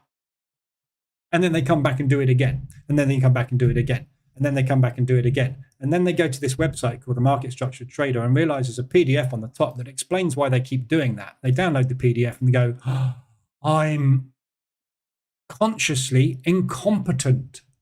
And then all of a sudden they go break even. And then they become profitable. But it's only because they haven't found that. The brokers have tried to shut me down many times because they don't like this book. I made all that up, by the way. Anywho, I've got to go. So I want to get on with my testing. So I will be back tomorrow. No, I won't. I'll be back this afternoon, 2:20 for the New York session, as usual. We will trade the US indices and see if we can scalp the crap out of those this afternoon. Yeah, and then obviously back tomorrow morning, 7:50. So only news you've got to be wary of is the Canadian retail at 1:30 ahead of the market open. And then we've got Powell at 3. So not sure whether or not Powell is going to do anything, but we will find out. So the market might have a quiet open. We will see. But I need to test the new version of the ORB EA just to see what it does, because this is all now forward testing on this new variation. So may or may not give us an edge. We will find out. And obviously, just keep your fingers crossed that the Australian dollar collapses and the US dollar pumps. Well, that's what I want anyway. And the yen drives through the roof. All that, I go flat, end up with a positive month. Happy days. All right, have a good one. I'll be back this afternoon. Oh, thanks for the subscribe, whoever that was. Hammered Toe. Good name, Hammered Toe. Like it. I'll be back this afternoon, 2:20. If not, see you tomorrow morning, 7:50. Same time. Have a good one, and I will see you then.